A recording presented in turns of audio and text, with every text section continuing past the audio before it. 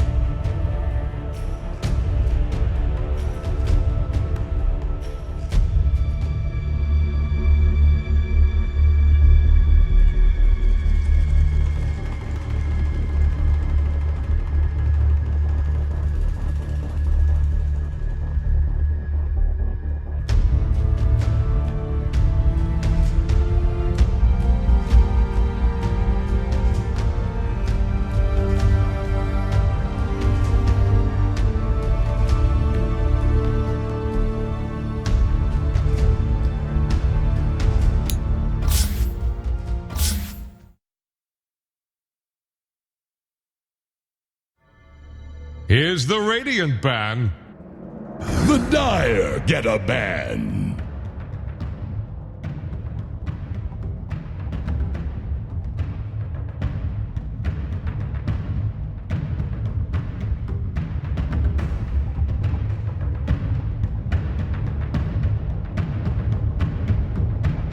Hello everyone and welcome to day 2 group stage. It is time for a big match. This is a place to be. Yes, right here, it is. right now. These two giants facing against each 5 other. seconds OG remaining. against EG. Time. Radiant's Obviously a turn lot to of bat. history, a lot of backstory between these two teams, players who played together, split ways, drama, etc.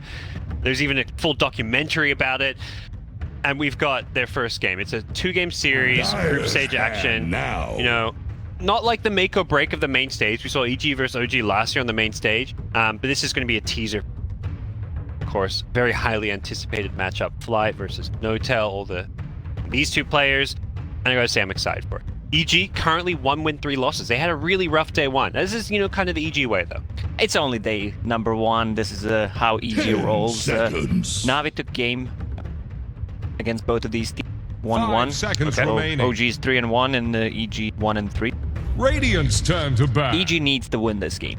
Yeah, it feels like it, because they verse not some of the toughest opponents in their group, at least on paper. You know, they still have to play against VP, they still play gaming, so EG's road gets harder. I think OG also had maybe a slightly easier day 1 than some of the other teams, versing Navi as well as Infamous, 2 teams ranked lower by most people, but at the same time, there's no pushovers, there's no easy wins. We're gonna help ourselves in the draft, guys. seconds. Let's check out what EG and OG are doing. Bans coming out. We've seen day 1 meta starting out. Lacoste, what's kind of stood out for you with day 1 picks, bans, anything crazy happening? Shadow Demon for sure. He's been picked in 17 matches, 70% win rate. Elder Titan, 2% win rate. Gyro, I'm surprised about this hero. 10 Because seconds. he's not being paired up with Io. He's being played 5 solo. seconds remaining. I had to talk to some of the players and Radiant's it turn feels to like the pick. hero comes online so quickly. That's why he's being played. And I don't know how you feel about Io, but the hero doesn't feel that strong anymore. We had have not this been impressed, discussion yeah. yesterday that Io feels like he's balanced right now. That means that he's bad. Yeah, what is this? Io's meant to be the OP hero in Dota. He's been OP as long as I can remember, but right now, yeah, he doesn't 10 seem OP. seconds. And you compare him to the other 4s, he just doesn't make plays. He's 5 very much seconds an enabling support who just tethers to someone, makes them this powered carry, but you look at what other teams are picking and playing in these 4 and 5 roles, and they're heroes that do so much. Speaking of heroes that do a lot, Chen, talked about as maybe one of those heroes that's going to be just banned all the time here at TI, has kind of snuck through and been ignored by some teams, whereas others have banned him out. OG absolutely loved Chen. NOTEL, one of those very, you know, well-known players for his micro skills. Game 1. 10 seconds. At least in the games that we casted yesterday, Chen was really not 5 seconds remaining. and Enchantress is gone. Yeah, I think the first series maybe Chen was... We didn't see a single Chen pick in our game. And some of the series, yeah, it was just complete. To kind of see. Chen, Do you know how you counter Chen? You get Ogre by Hand of Midas. You just multicast, kill his whole Army's army. dead. Yeah. Okay. Got it. I'm bored with that. A lot of Ogre yesterday. In the 3 position as well as the 5, we saw some off-lane duos where Ogre was bloodlusting, like Shadow Shaman, a Dark Willow, and just these beefy, scary lanes where Dyer's this turn right-clicking to support pick. can just utilize this bloodlust. Tide gets picked up by EG. I was looking at some of the day 1 records. Tide, 7 wins, 1 loss. This big tanky fella has been on a tear in day 1 group stage and has looked really good. Yeah, for sure. OD still in the pool, one of the better heroes against the Tidehunter. Also, they banned the Slark themselves, which is one of 10 the seconds. better heroes against them. Maybe they're thinking 5 about OD. seconds remaining. OD's usually banned Radiant's turn to much pick. of the hero, at least from day number 1, and this is also a really hot pickup because it doesn't reveal anything. Can be played as position 4, can be played as mid, so Here's the That's always a big Radiant thing in TI with, I feel like, drafts in general. You want to be first to picking at least one of your heroes that can maybe be flexible with roles, or at least lanes. OG do the same thing. Alchemist, we've seen in the mid lane, we've seen in the safe lane. So when they get to that 8th, 9th pick of the draft, they can be deciding, okay, do we want to pick a mid or safe laner? Your draft is just so much more open as far as what you can. 10 Feels like seconds. OG wants to play this fast. Chen, Dire Alchemist, get a ban. gets the Yeah. good timing on the Radiance, and Chen can make a lot of movement early on. Alk is definitely this hero, as much as it's quote-unquote carry, you don't want to go super late game with Alk. Very much a timing hero that comes online with a couple of items, and you get those items faster than anyone else in the game. The nature of Brevil's greed, and, well, fast is the name of the game for OG. 10 They seconds want to left go by late my game against count. EG, a team. To me, EG always, they like going game. 5 TZ's kind of seconds known for playing remaining. these more late game scaling heroes. EG don't usually dominate and win games in 20 minutes. They're more this 30, 45 minute kind of. Something about the heroes that EG needs. We saw how efficient in one of our games yesterday, where Alchemist is being pressured after the first 5-6 minutes, where he goes to jungle. You don't Here's necessarily the need to Radiant kill him. ban. Just follow him in the jungle, try to block some of his camps, have a good hero that can rotate early on. We saw it was Vici Gaming do that with the Storm Spirit mid, which is one of those Sumail classics, of course, if they for that. EG do have that final pick of the draft, so they're not going to be rushing into their mid or carry, but definitely an option that looked really good against the playstyle of 10 Vici. seconds. Fnatic. For now, bans coming out in the AA 5 as well as seconds Treant remaining. Protector. Treant kind of maybe the unusual one, but it's one of those Seb special heroes. Yeah, and it makes a lot of sense here. Chen, Alchemist, if you just combine the heroes with the Chen's aura, the extra 20% heal, it's insane. Yeah. Alchemist, during the ulti, if you don't blow him up, he's not gonna die. And that's why OG, the second they pick up Alchemist ban, Dyer's they're like, ban you want to now. deal without healing? AA is the one hero in the game that negates healing entirely. Delete that hero. And for EG, I think you can't stop the healing from happening, you need burst damage. Lina brings some to the table, but I feel like that's going to be something they have to prioritize when playing Rage. Heavy healing over time. You have to be able to burst them and magic nukes, physical 10 burst. seconds. You need some response. 5 seconds OG will need some remaining. kind of guaranteed. You open up with.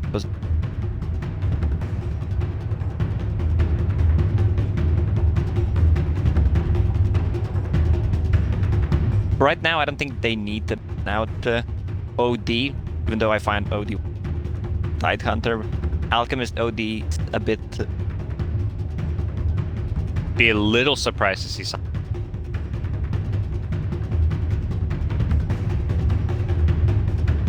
Instead, Jeep still looking likely for their 5 position for Fly. Crystal Maiden, one of those 5s that you often see against Chen. The Frostbite is always well. Fly enjoys playing. He definitely themselves need some catch and Dyer's the turn Ember Spirit to coming to mind. pick. Centro banned out. Radiant's That's one of those turn heroes to alongside pick. Tide that's had a lot of success here. That's how you counter it. Get the Midas. This is 5 Ogre. Probably no Midas, but You never know. This hero can get a lot of gold. PM talent as well. Although one player got Because he was playing. 10 Was it, seconds. their core. I mean, you get gold, you want more gold. 5 seconds I mean, remaining. I guess for me, I'm just like, I see gold GPM talent, I get GPM talent. You know, that's my mind works in a You very had a simple way. different opinion yesterday when Crystal Maiden and Storm paired Oh, up that's together. true. Oh, yeah, the old CM. That's the one exception, maybe. And this is the hero that I like against Alchemist. You have Ogre who can easily rotate, has a stun. He's one of the strongest level 1 heroes who trade. And you have also Alina, Tidehunter. These heroes can easily rotate and just hunt down Alchemist. I love to call it between 7 and 10 minute mark when he's vulnerable. Yeah. The pre-Radiant stage, but post kind of laning stage. I mean, so when Al goes in the jungle, but he farms faster in the jungle than in the lane by the nature of Brevil's greed. Stacking up gold, so you kill all those tiny little neutral camps that give you way more than any other hero farm. And you want to outnumber Alchemist 5 and 10 minute mark when the minions are spawning. What OG look to snag up here? Still likely looking Dire's Jarex or a Seb turn hero, to something to pick. lock down and control. Grimstroke comes out. Double unstable concoction. Radiant's turn to You look pick. at what their ulti combos are with the Soulbind, and then EG themselves get a Gyrocopter. You talk about coming online fast, and Gyrocopter, that being one of his biggest strengths and why we've seen Gyrocopter play. That's a hero that comes online and maybe can contest and pressure the outcome. Yeah, it's all about the fighting right now. You wanna be aggressive, and this is where Gyro excels. He has Rocket Barrage. Once he gets level 6, he can either rotate, grab a kill, buys all these small items, couple 5 great bands, seconds maybe remaining. even get a drum if needed. Snowball. Right now, OG's lineup is really vulnerable to... These two heroes don't have any kind of mechanism. Not enough control. What are the offlaners you might want to play against something like Gyrocopter? Something for Seb, like stroke +1. Hero that can just not feed against Gyrocopter.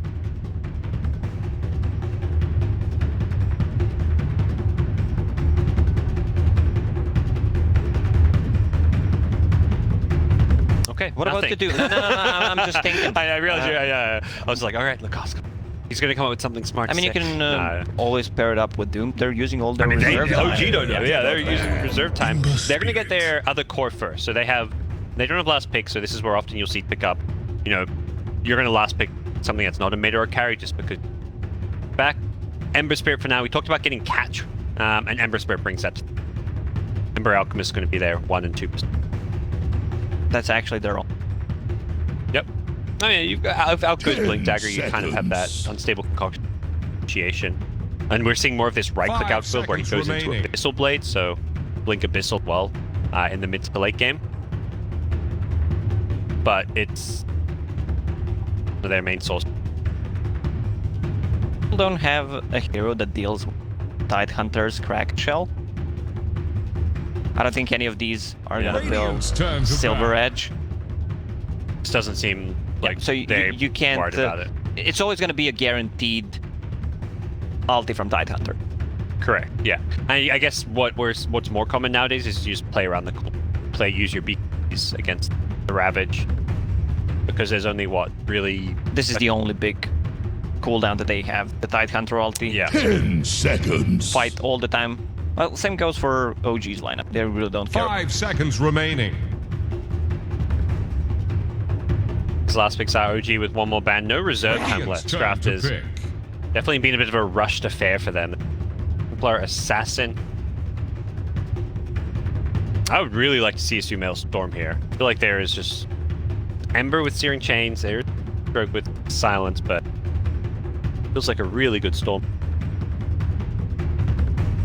You have nothing to deal with Storm Spirit, Chains, 10 seconds. Phantom. I don't think that's enough. 5 seconds remaining. 10 seconds to decide what their offlane hero for Seb is going to be. Time's ticking by, and something that is going to be able to fare against Dire's likely the turn Gyrocopter in lane, unless we see some kind of lane swap. It's going to be Sand So Absolutely perfect. these invis heroes becoming more and more prominent, I feel, at this TI so far, just because of the limited number of sentry wards. It put economic drain on your opposing team's supports. And Sandstorm in lane gives you some defensive capability. Gyrocopter. 10 seconds. They needed a low 5 seconds remaining. sanking. It's stroke. Choose your hero. All right. I mean, that's a hero that can wail away on the Alchemist a bit. As far as out counters go, I think some of the heroes we've seen become popular. Slack's the big one. Slack was actually banned out in the first stage here, and Nodi's traditionally been one of those others. The tricky bit is the Alks BKB type. He's definitely going to be going BKB second, third item against Tide already, so he's going to be getting that similarly against the OG. BKB becomes very important for this OG side. One problem, actually two problems that Alchemist is gonna get to BKB. Yeah, you don't build him. There might be like a Bloodthorn as like a fourth or fifth item, but that's not an item you build either on OD. Some of that This chance of the problem. You got 5 BKB against the Radiance What'll itself, it but be? see if Alk even goes more evasion on top of the Radiance. Will be mostly the heroes and player assignments you'd expect. S4 are going to be picking Tide, Crit playing Lina, Fly on the Ogre, RT Gyro, Sumail D. And on the OG side, No Tail going to be playing his signature hero, Ana, Alchemist. This goes way back when Ana was first picked up by OG. They were the Alchemist team who just first two picked this hero all day long. Absolutely with perfect. Ana, of course, playing the hero, Jarekson the Grimstroke, Thompson playing Ember, and Seth. OD, they have save, which kind of needed. A lot of single target spells on a males. He's gonna be the damage dealer, but he's also the Astral. He's not going to, want to be in the front line where Arteezy bait out some spells. Yeah, often you see Fly playing that some of those save heroes wasn't available. At least the Shadow Demon was banned out. Ourselves into versus G. Number 1. 9-0-17. He's warmed up. He's ready to go. Yeah, I don't want to spoil it, but that was probably a pub match. Prepare Yeah, to trust make me. way. Oh yeah, dude, that sound, the screenshot. Got the screenshot. Pronounced Admiral. Sending that one to mum and dad at home. They're watching. Sure they know. OG versus EG. They're invested now. They heard all the drama. They want to see what happens, what goes down here between players, and it's the closest thing to Dota version. Our little soap opera. Perfect. I feel like the I best estimate the item probability so of far of winning the to be international about is 99. Ring of Bats. You I buy was ready Sage's for it, Mask and yeah. then buy Ring of Protection in the side shop. OG hasn't got a This Sage's Mask reward Terror. transcends expectation. I mean, you don't really go Bassy on Sand or Grimstroke, assuming Grimstroke's even going to be playing in that off lane. Is this a game where OG's maybe going to try and secure their Alks farm a bit more with the tri-lane, or are we going to just be seeing the typical 2-1-2 setup? I think it's gonna be. Step out, give him... They can start with the 3 heroes at top and then just switch back to Seb's lane. Interesting, Ana and Seb are both, at least for now, down bottom. Obviously, we're 45 seconds away from creep spawning, but they are looking to scout out these lanes to make sure they have Alchemist in the right place. Of course, it's not an OG game without a healthy amount of chat will. I love that they've added these. When they first got added, it was one of those things that, was like, is this really serious professional Dota? It adds so much. You don't have a chat character. wheel sound, right? Me? Yeah. No, I don't. You're right. All right, Lacoste. You don't know. That's our job for today. Get on the 30 chat wheel for seconds to TX. battle. Come on with something clever to say. Wrong. We'll have a bit of a pause, start of the day, as we check ourselves into the game. How big's your Seb? The shortest one. Well, Oh, kids these days are arguing who has a bigger Seb. Back in my days, we had a different measurements. Not the size of the Seb. See just how big Seb can play this game. He's playing the Sand King, and he is going to be put under a lot of pressure if he is up tri-lane down here. Absolutely Of perfect. course, iconic Axe moment where that's actually such a crazy story with Seb. To think of a guy who didn't play Pro Dota for a few years, he came back, he coached, suddenly he gets picked up and well, not picked up, but suddenly he's like, okay, I'm playing. We didn't, they didn't have somebody last minute to play TI, and Seb's like, all right, I'm gonna hop in, and then you win a TI. Yeah. The way No Tail talked about in the documentary was like, I mean, for Seb, it was never like he wanted to put himself in the team. It was just like No Tail really felt strong, like, dude, there's no reason you can't be on this team. You know how we play. Like, he had full faith in Seb as a player, not just as a coach. Absolutely perfect. Absolutely That's always been perfect. such a big part of OG. Found unworthy. We had a couple of these Cinderella stories in our Dota history with the Wings as well. Yeah. Wings at least went in that TI not as like, but it was more an underdog story in that when they're a team that came from nowhere. Like nobody really knew those 5 players. They didn't have a long history of success in Dota. And the fact they came up throughout the year winning Cell Manila tournament and then Absolutely perfect. one TI playing some of the craziest Dota and picks. I mean, people talk about Wings and the way they drafted and played to this day. I think 3 Wings, man. On the Chinese analyst panel. desk. Okay. Yeah. They have Burning, ZSMJ, and the English panel we have me, Kyle, BSJ. I was wondering like which players you're gonna fire shots at, you know? You went nice on Fog there, you know?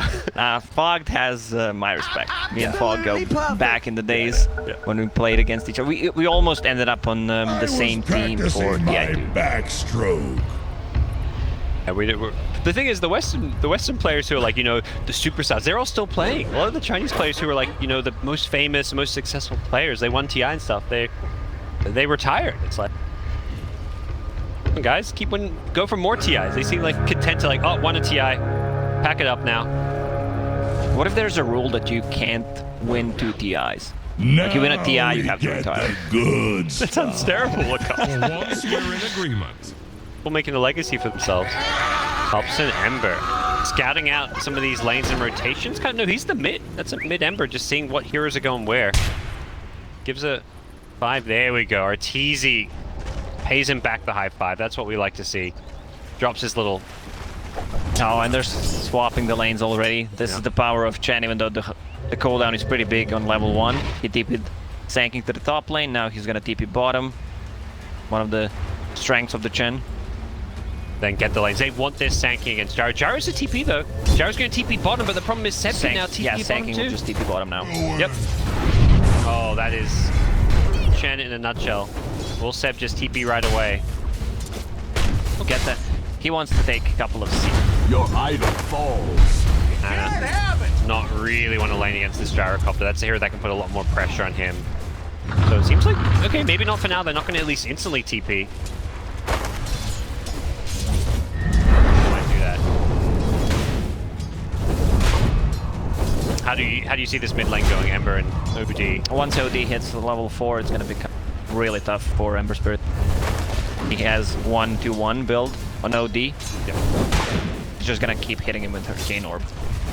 See early nulls coming out. He's just bringing out whatever stat items he can get. Life is difficult and possible. Say coming out of top set. I think that Sanking, the first point in the bar strike already, is going to have that matchup against the Tide Hunter. It kind of seemed like this was maybe the matchup they didn't want when the Chen used that Holy Persuasion to swap the lane, but they are sticking with their guns here. Transcends Giving Chen the safe lane to secure the Alchemist some farm, and Tel will come on in to make sure he gets this small camp. He really wants to get a good creep here. Yeah, he'll get the D ward, but Fly coming in just in time. He doesn't get there in time to block the camp, but it's unfortunately for Notel, it's not the creep he was hoping for. Oh, it's a small Wild Wing. That's probably the worst creep you can get. Yeah, well, the other camp was the Kobolds. He's hoping for like the Harpy or something there, or the little ghost with the slow. Oh, top lane, don't miss it. Wouldn't dream of it. Another Virus Strike coming in a second. First blood. No, he's hasn't got the damage. It's S4 and Crit who get the kill. They will get the revenge one on Jerex, but Red with another stun. That's a dead Grimstroke. 1 or 2 more right clicks. He's got the early point in the Fiery Souls for the attack speed. He finds the double kill on Crit's Lena. 1,000 gold on Lena. She's also level 3. Just casual 1,000 gold. That's where you queue up the Midas. Well, very good start to that top lane. Oh, the play. He used the Inkswell before, and then he TP'd him with the Chen. Cute little play, but not very effective. It was very cute. The 2 points in the Inkswell as well. Arteezy, though, has a salve now. He had that Bloodlust movement speed, which helped him get away as well. Right afterwards, Jerex will TP back to the top lane. If they'd found a kill there, that would have looked really nice for them. Seb has some backup now, looking to get the double stun off, but has to use it defensively as he kind of backs off right afterwards, recognizing that he can't really follow this one up with any further aggression. How's our mid lane looking? OD and Ember pretty even on CS here. A couple of CS advantage for Sumel, but nothing really separating the two. Gotta imagine Thompson's had to chew through a bit more regen. Bottle as well as salves. Also, they need to control the runes because Thompson has a bottle, so OD is gonna put him under the Astral. Radiant structures are fortified. And then go for the rune. Thompson doesn't have Searing Chains. He may go for the Sleight of Fist steal. Ooh, couldn't get it. You can pick up the runes during that Sleight of Fist if you're on top of it. You're good. It looked like Sumel actually stopped moving, so he wasn't on top of the rune. So he couldn't maybe pick it up with that Sleight of Fist. I think Sumel, it seemed like he saw it coming. Nice attempted rune steal by the Ember. Thompson gonna be forced out of this lane a little bit. The level 5 OD, 3 points in the Astral. Very hard to lane against now. I think Ember just feeling like he's gonna have better time in the jungle. 2 points in the Flame Guard. He was relying to get a rune, refill the bottle. Now he needs to be a bit cautious or just farm under the tower. He's level 5, 3 points in Sleight. Got to keep an eye for these bounty runes. 5 minutes in, Alchemist in the game. Both teams typically going to be eyeing off bounty runes here.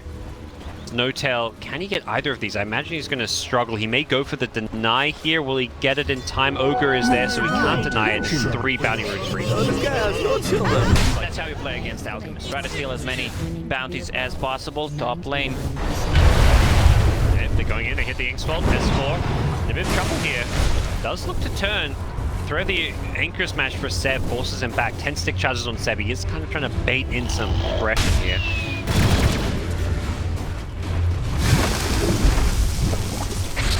Early days, it is VG with an edge in the laning stage. Definitely feel that homing missile denied by the homing missile. Nope, top lane. They bring down crit. Jerix and Seb teaming up for that one. These early points in the Inkswell, comboing with the Sanking and the Burrow Strike initiation, looking pretty scary. Potent stuff. No Tail, what a teammate. P's just to get this stack off, I believe. That is true 5-position support play. This rune, can Thompson get this? He doesn't. Another rune stolen by EG. They're doing such a good job controlling these runes. Denying them time and time again from Thompson's Ember Spirit, who would love to have gotten some of these. This bottle. His life's so much more difficult. And I love the build on Sumel this game. He goes for 3 Null Talisman, boots, so he can take a fight. Like, this hero can be really aggressive early on with this kind of a build. And with that haste rune, Fly ran in. He gets a ward down deep in the enemy jungle. And by the top shrine, he just scouts, but over in the other side of the jungle, oh, and he's also scouting. He's not blocking either camp. They just want to get vision of the Alchemist so they can go for some kills, perhaps. And I guess if you do block those camps, you risk feeding away gold because it becomes very easy to de-ward those observer wards. Probability of winning to be above 99%. Here we go. How's this? How do you feel like this early game has fared? Is either team pulled ahead, or is it just? It's pretty even. Alchemist is now just farming the jungle. This is the time where EG needs to buy some smokes and try to take some stacks from him. Lina is level 4, 2 points in Dragon Slave. She can easily deal some of the creep. Also, Gyro just hit level 6. If they want to make a move, he can easily rotate as well. Instantly, Fly and Arteezy were running at this Chen, but they'll be able to do a whole lot. But you need to buy a smoke and play some... Oh, No Tail's tipping Fly. Oh no. Careful. Under attack. He saw that gang coming and he says, I see you, buddy. He was using that word to describe it. Jerix is gonna kill that observer ward straight away. Bottom tower is staggering. Like a drunk sailor. Yeah, they know that OG's playing so well. They understand how to play with Alchemist, that this goes far back. They already placed an observer ward. The only way to approach is pretty much with the smoke. Yep. Playing Sand King at level 6. Not going for the epicenter, so Similar to the Tide, but Tide is holding his skill point, so if he wants to skill that Ravage, he can. And just rotate in, go for that early Sleight of Fist. Doesn't have any points in the Searing Chains, but level 4 Sleight of Fist does a lot of damage. Derek's in some trouble as he gets stunned up. The cooldown follow-up is there, and this should be a kill, but if OG can cut it just to one loss, it doesn't matter. They can just show on the lanes, try to make something happen with only Jarex being the casualty. I think they're fine with that because the Alchemist is farming. Absolutely. Got two other lanes being farmed. Seb's going to use a Burrow Strike to make sure he gets the last hit on the creeps. And S4 getting kind of low here, but has got a casual cloak, should be just fine. Until perhaps Grim's goes up 3 points in Inkswell. You may Kraken off a stun from the Burrow Strike, but if the Inkswell hits you after that, you could be in trouble. And he's leveled up the Epicenter, so I believe they are looking for a kill up here. They go for this Burrow Strike. Radiant's middle tower. Saving a point for Ravage. There it is. Phantom. They didn't get to keep the silence on. No, they also get the kill. All right.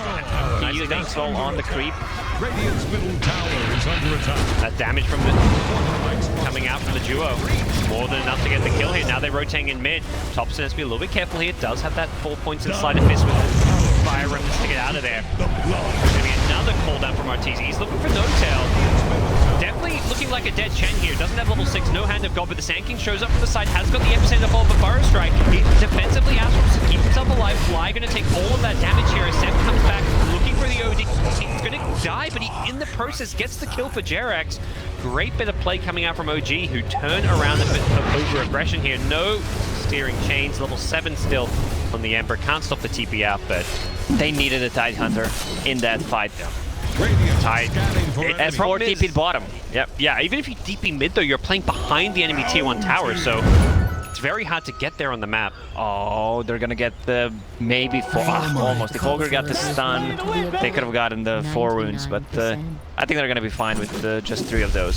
3 is like what you're hoping for. If you do really well, you're getting 4. We'll see another replay of this fight here. Again, Arteezy very gung-ho about just dropping this cooldown the second a hero gets stunned up. It gets these early kills, but see Sumail here, he's coming in from behind, and Tide is still dead. So this fight's broken. If you're Tide Hunter, you're respawning, you feel like you can't get to this fight because it's not near one of your towers. Your team playing behind the enemy lines makes it so hard to get into. Yeah, they just got the outnumber there. Now Chen is almost level 6, so tower faces a stiff he's bringing, he already used it. Alchemist, as far as Radiance time is going, not looking for that 11-12 minute Radiance. He did go for a double Bracer and Phase Boots, all the small items. Bottom tower has I have a good vision on the Alchemist, 2 deep observer boards placed where near the camps where Alchemist loves the gang. Vision's one thing though, they haven't used that to actually try and gank him just yet. They're just giving him the mean look. Yeah. Is under attack. Coming in, the CS4 Thompson.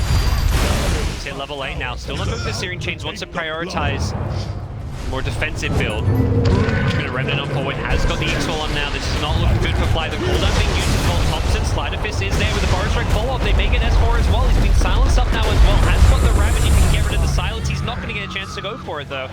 Not sure it would have mattered too much as well, as Arteezy wasn't really in fighting shape there. All of his mana. Cooldown and OG, they're just bringing the numbers. Every single time they have an extra hero, sometimes even 2. And meanwhile, Alchemist is just farming. Thompson trying to fire Remnant away from this one. Dire's middle tower is under pressure. Looking to go for Arteezy.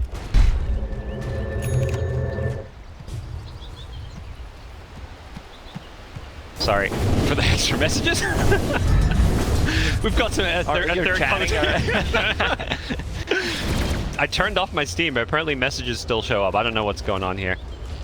Apologies for that. Shout out to her. Dota 2. But as it stands, OG 2k gold lead. This is what you want though. This is the Alchemist stuff. You typically, if you don't have a gold lead with Alchemist around 15 minutes or so in the game, you've struggled in the early game. But they're winning these fights while the Alchemist continues to farm for that Radiance. Yeah, we still didn't see the Ravage. S4 is not having a good time. 0-3 and 1 at this point. He can't blink out.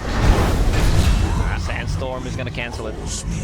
Nicely done. They're just finding kills wherever they go, and when you can play this well as a 4-man unit while you've got this hard carry farming, that's like OG in their comfort zone. They love these games where Anna can just, you know, hit creeps, come online in the mid game and just cause all kinds of problems.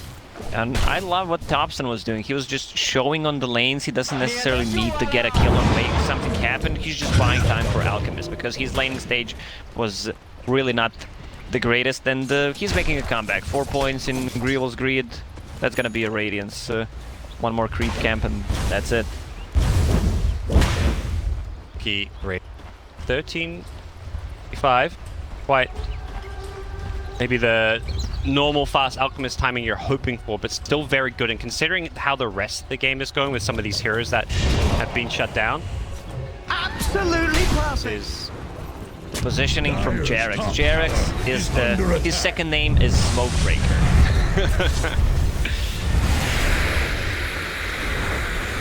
Dire's top tower is about to take the plunge. Comforting rule of regeneration. What's this? managed to prevent another EG rotation. It just feels like OG have this sixth sense right now for all these rotations coming in. A lot of V wards from OG from the early start. They're reading the map so well. Now they have that Radiance. It's go time. Sanking has a Blink Dagger. They instantly split. Dire have the spyglass at hand. But at the same time, EG. Talk about OG reading EG's movements. It goes both ways. They dire scan. They see this movement coming. Will they try and bait and take this fight? They need the tide. The Rampage is coming. It's not quite near in time, perhaps. Arteezy's going to be careful. He's going to go down. He does not have a BKB yet. Tide rotates in from the side, but they're going to throw the Ravage. Hit several. They kill No-Tail. He instantly buys back to come back in this fight. No-Tail will be TPing back in as Thompson in the front lines with that Blade Gun. He's just so damn tanky, and the Slime of Fistman does so much damage at this stage of the game. They're going to look for a fourth kill here. They want S4, and there's just nothing EG can do to win this one. Another Burrow Strike from 7. They're going to finish off S4 as well. Sumail bails them. He just TP stopped to pick up at least the bounty runes because this fight didn't go well. He's already trouble, used though. the Blink Dagger and Astral. He's dead. Yeah.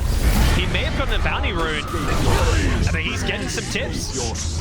OG, 4K gold lead. They just completely team-wiped EG. They killed every single hero in the game. Bottom lane. They will lose Jarex. He gets caught, left behind, but ultimately that is a support. Mr. Smokebreaker himself. Sometimes you die for those smoke breaks. Yeah, really well played by OG. They use the Inkswell on a Sanking. He blinks in, finds the Gyrocopter before he could get any spells off. And this is where the damage comes. OD was also not in that fight. He didn't use a single spell. Once Alchemist gets a BKB, that's gonna be so tough to play. And Chen immediately buybacks after he dies, uses Hand of God, and even gets a double kill with his creep. I mean, this is why I think a lot of people expected Chen to be one of the most banned heroes of this tournament. It just provides so much, and it's such a nuisance from this 5-position role. When you combine it with other healing sources like the Alchemist Chemical Rage, it just buffs up these heals so much. Lina is level 10 with the cast range talent. Also has an urn. I was thinking about Spirit Vessel, but I mean, it's not going to be that effective against Alchemist because he's going to have two ways of dispelling it with Chemical Rage, BKB. Alchemists don't go for Manta styles anymore. If you check the talents, they usually go for attack speed, the damage. They even go for Cleave. You and me discussed about it. Cleave is kind of a substitution. If you get 6 slotted, then you can sell the Radiance. Yeah, you don't really want to have that Radiance when you go into like those late game stages of the game. It just doesn't feel like this carry build. It's like the old school Radiance Mantoctarine that split pushes and causes problems. You want to have this build where you can actually kill people, which is more what we're seeing now with this BKB, Blink, Abyssal Blade. Yeah, so you just blink on someone with the Chemical Rage. You have a really good positioning with the Blink Dagger, of course. Yep. The Bash. Insanely good against the BKB character. Yep. Easy right now, they need those 2 BKBs. OD, he has a recipe. Gyrocopter, getting closer. 600 gold away from it. The timing from OG, insanely good. BKB is up on Alchemist. They want to make something happen. Yeah, they blink in with the stun, the bar strike. They want to burst down fly here. It is just an ogre matchup, and the backline's They're going to throw out a Ravage here, trying to turn this one around, but Thompson was inside the Astral, so he doesn't get hit by this. Ogre going to buy back, going to try and take this fight, but Thompson's just charging it forward. He Remnants in aggressively, using the sleight of fist, constantly just nuking everyone down. Epicenter with the blink in as well. Who's he going for? He splits the targets. Hannah and the BKB takes out the leader, changes targets, and get dieback from Fly's Ogre. He goes down, and Seb's not done with S4. That's 4 dead. Seb gets hit by his teammate as OG roll over EG. 4 heroes dead. That's actually 5 dead because Ogre brought back and died instantly. And OG is not going to stop. They're might even threaten the high ground. Arteezy does not have a cooldown. Black Cannon is on a cooldown as well, but they're pinging Roshi. It was this race to BKB. Anna getting his BKB before Arteezy's Gyrocopter just makes it so hard for Arteezy and EG to take these fights. Yeah, he understands that he does not need a Blink Dagger this early on. BKB is so much more valuable because they don't have anything that goes through the BKB at the moment. And the amount of heal that they have with Chen's Aura, Chemical Rage, the extra 20% increased healing, plus a Hand of God. Also Vlad's on Chen. EG can't make this fight. They have all the team fight items. EG have rotated it, but the Alkins already helped secure them at Aegis. Thompson picking that one up as they are looking to just finish off S4 and the rest of EG, I think, realizing this is not a fight they want to take. And the problem is, Ravage is a long cooldown to play around. OG can just go take a fight now. We're only 19 minutes in, but they may even threaten high ground. And Jarek's got Brown Boots, Lotus Orb, disassembled Mana Boots. It's insanely good against the Gyrocopter. He can't use Homing Missile against Ogre, against Lina, even Astral. They have so many single target spells that they can echo. Yeah, so we're just going to see them like pop this on the Alchemist and let him frontline, I imagine, at this point. Such a strong item to have this early in the game, and a very unconventional build, but one that makes so much sense right now. Thompson takes bounty runes, and this time it is OG 4 bounty runes. That is a very big sign of how this game has changed. EG were, 5, 10, 15 minutes in. They found Crit on the bottom lane. He was just trying to split, pushed away, hide in the trees. Yep. He's going to do what damage he can, but I think he knows he has got no real escape unless he jukes, and he will do so. Thompson actually has... Oh, yep, missed that sleight of fist. All right, Crit gets out of there. Managed to maneuver his way through the trees, getting out of there, but Arteezy not so lucky. He goes down top. That was with the BKB. Seb, Epicenter, Burrow Strike, completed Pipe of Insight. So all of this AoE magic damage, which is Gyra's primary source of damage since he's got just phase BKB, is going to be heavily negated by this fight. One thing I always liked about Seb is his itemization. He understands it to a next level. When he was playing Mag, getting a Guardian Greaves before a Blink Dagger, same goes for Pipe. And this Pipe will mitigate a ton of the magical damage that they have. Against cooldown, against Rocket Barrage, Lina, it's looking all OG. Actually, it's 17,000 net worth for them. And 21 minutes too. OG are playing such good Dota right now. Now you can quote me on this one. The game is over when you have 1,000 gold lead per minute. Yeah, well, they're not there yet. They have a bit more to go. As they are looking to just break onto the high ground. And there's just so little you can do. S4 does have Ravage back up. He's going to have to try and find some way into this fight to get good Ravage. It's going to be just walking on in. He doesn't have a Blink Dagger or anything. And OG just going to stand here and hit some buildings. The sleight of fist spam is just zoning them over market. Arteezy may have a BKB. He's already half health. He doesn't want to fight. With the constant chip damage coming out from Sleight of Fist, from the Stroke of Fate, from the Grimstroke, those long-range AoE nukes just make it so difficult for EG to take a fight. They can kill the shrines right now. Alchemist already TP'd bottom to push out the way. Will be TP'd back if they want to take a fight with the Chen.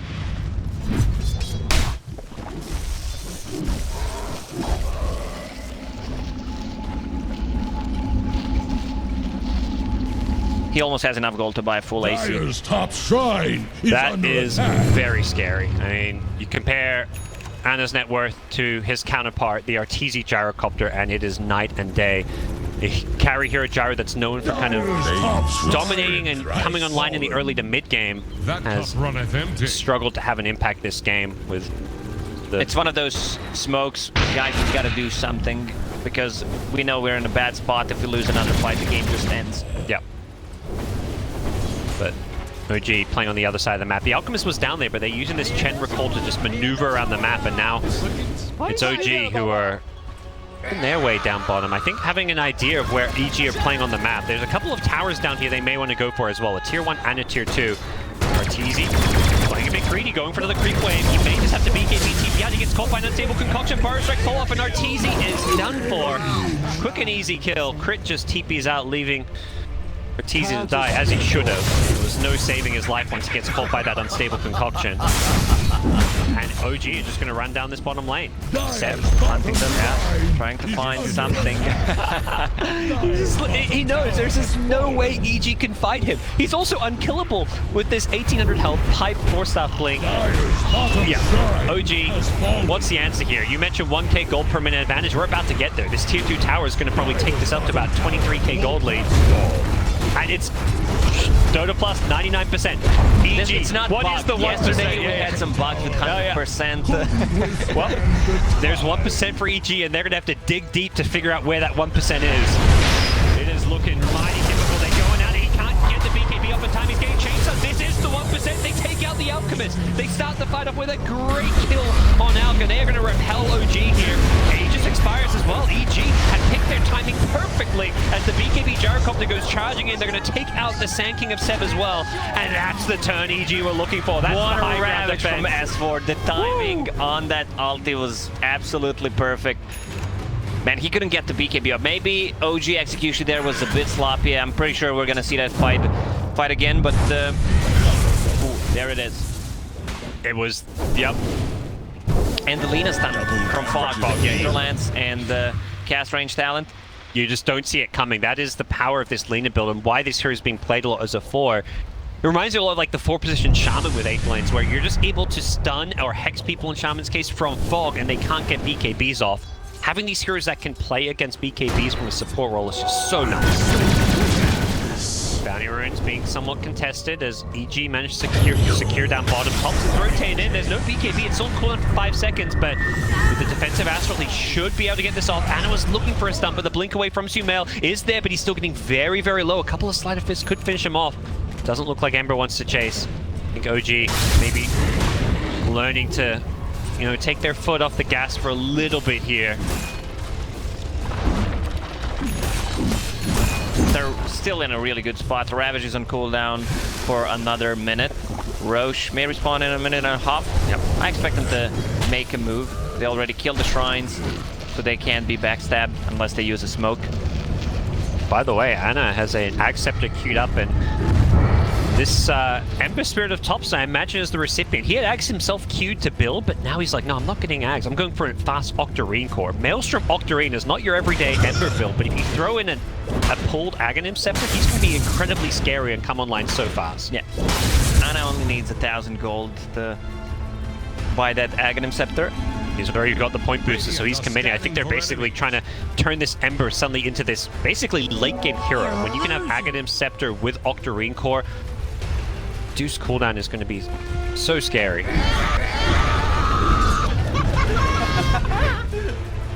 I mean, they can play it safe. If they don't have to rush anything, Ravage is going to be ready once again, so they can just wait for the next Roche, get the Aegis and Cheese. Gee, 21k gold lead. But you've got to be careful. That unsuccessful high ground push definitely probably put some doubts in their minds as to just how secure this game is. EG has no big items coming on their side. OD has only Mystic Staff. Still a lot of time to buy that Kex. Same goes for Gyro. They're just saving the buyback for now. That is the big item I feel that EG can use to turn this game. Play against like the BKB of the Alchemist and also to actually lock down and kill the Ember Spirit. Having this OD Hex would be massive for them, but it is still 2k plus gold away.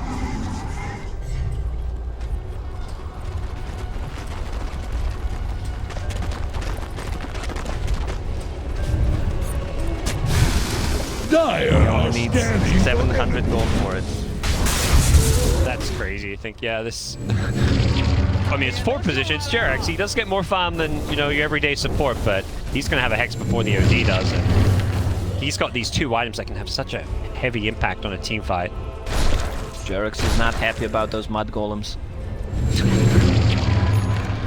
Something particular. He's going to stack some Ancients as well as the Mud Golem. Well, I know who's going to be happy about Mud Golem. Alchemist. Oh, yeah.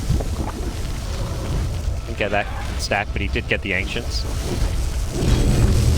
There we go. Yeah, I believe he... Yep, he pulled the Ag Scepter. Ember. Level 17 only. Doesn't have the full 300 damage fire units yet. And smoke from EG. Yeah, they're worried about... Imagine a Roshan, which can respawn any time now. So neither team knows when Rosh is respawning. But EG are worried that they're in the pit. Chen Creep scouting it out.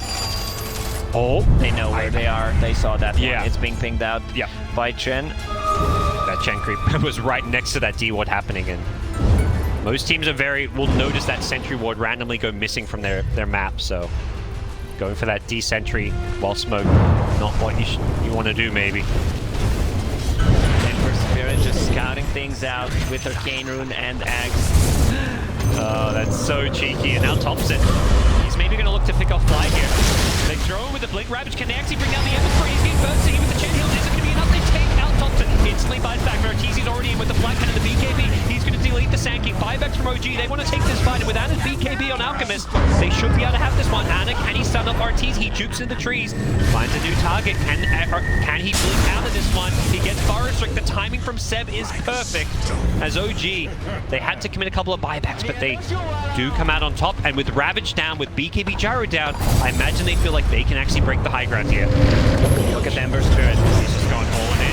Seb falls up, 2-man Forest Strike. Artiz, he's got no BKB to defend himself. Zoommail, he's brought back. He uses defensive Astral, but I don't imagine Artizi's got much of in this game. As soon as he comes out, he's popped like a pinata. Instantly has to buy back, but Anna, Gyro should be back off. I mean, Alchemist should be careful. He has a TP and Chen can recall him easily. Maybe waiting for Chemical Rage, or perhaps just waiting for Roshan. They are still scouting this out. It's almost a max respawn, so I think they're going to be headed to this pit, knowing that it basically has to respawn soon. And they're also headed back because 4 bounty runes. Yeah, you've got bounties with Alk. Easy peasy. That's a Hex purchased on Jerax. And they need to give this... PG contest this. I don't think they can. And they need to give Aegis the Ember Spirit. He was playing a bit too aggressive, but he knows that he has a buyback as Remnant in the fight. He can easily come back into a fight. EG. Yeah, they're coming. Are they going to go for a steal? S4 Makeley has to. He doesn't have Ravage, but he's too late. The second he sees the Roche die and he's not ready to steal it, EG have to disengage. Man, this game is slipping further and further away. Lacoste, we're at that point. 31k gold in 30 minutes. Back it up. The 1k gold minute. That's Alchemist in a nutshell for you. This hero's rate of farm is absolutely insane. You give him this kind of freedom. And that's a full Abyssal Blade. He's not even saving for a buyback here. Has cheese in his backpack. I mean, you talk about openings and the 1% chance for EG to win this game. That feels like one of those openings to win the game. And Alk not having buyback, not having Aegis as well. I mean, you give the Aegis to Ember because buyback's down, but... It doesn't matter if he has a buyback or not at this point, since EG has no tower damage whatsoever. They have Gyro and OD. And they still have a tier 1 tower on mid. Yeah, if they mess up a fight, you're not going to lose your base for it, is what you're saying. Yes. Yeah. You're not going to even lose racks. You can't lose one. Position, Blink Fire Strike. He just forces out. He's trying to bait some spells here. Thompson follows it up as well with the Sleight of Fist.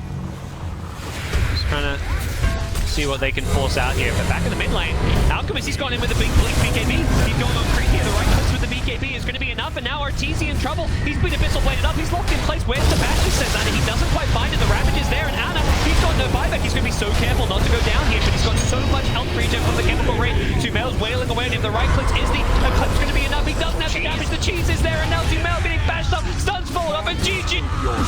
EG drop game 1 of this 2-game series.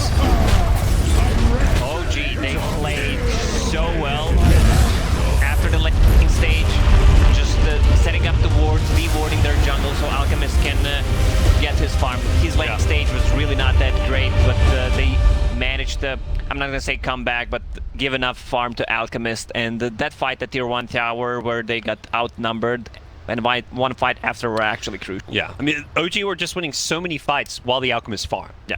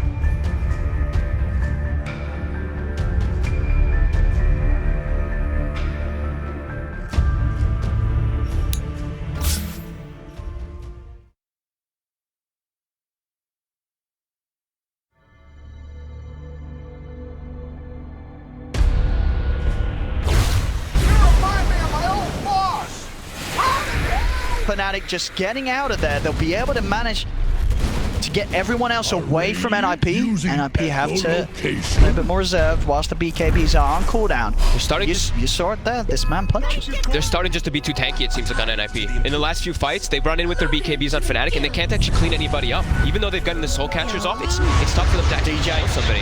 Oh, they got him. All the stuns in the world. How quick things have turned in the other direction. They certainly have. NIP, they've got that lead now. Ace's build, it's in its element right now.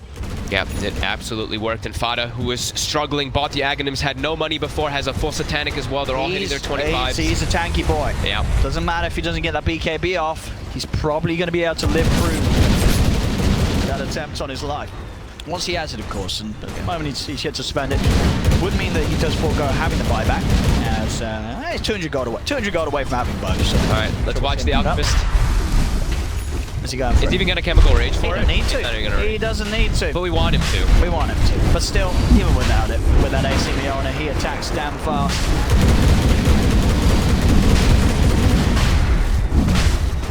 They'll be able to take down Roche, get that Aegis and Cheese. Father's already prepared a slot.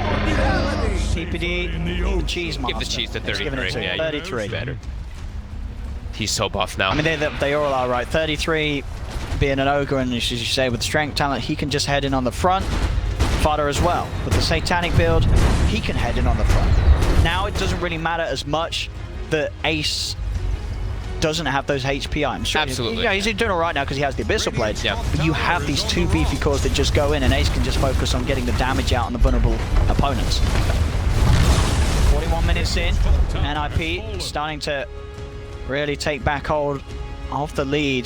Fnatic are pushed back to their high ground, pushed back to the base. Still very much good chances for Fnatic to take good fights if they can still find the avenue to punish the BKB usages. 33 but it's just hard. got a 4x multi, Midas. Oh, well that they want. It was beautiful. That's the stuff. They're all positioned here. They've got the lanes pushed in nicely. They've got mid as well as top pushed in. Bottom is a little bit of a problem. That one's pushing in pretty hard onto NIP's side, but they've got the important mid lane pushed out. That, you know, the racks that they do have down. So that's the one they want to be making sure they... As they're just sitting around looking for a fight. They're feeling how strong they really are with this Alchemist. And with this Aegis as well. Now Fnatic is kind of trapped in their base. Interesting. Brave band over drums, discuss. Unintentional. I'm sure he'll swap it. Maybe. Maybe he doesn't. Maybe he dies by like 1 HP. He'd be like, I mean, let's do the math. 3 strength versus 6 strength. Drum's better, dude. Okay, drum's better. Drum's a lot better. Fada! Fada! He's not awake yet. It is early morning. It is early morning. He's focused on the grand scheme of the game. Sure, he's not focused about the 2K things like drums over Wraith Band. He'll realise soon. I mean, PPD's going to check. If Fada dies, you know PPD's going to be clicking on him and going, Fada. You got a Wraith Band in it. You got a Wraith Band. He'll notice. Does he notice now?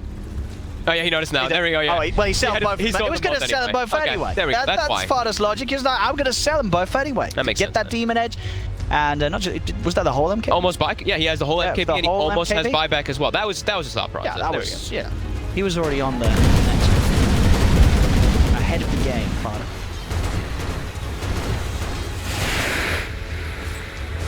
The push, Fnatic, they are prepared, or at least as best as they will be.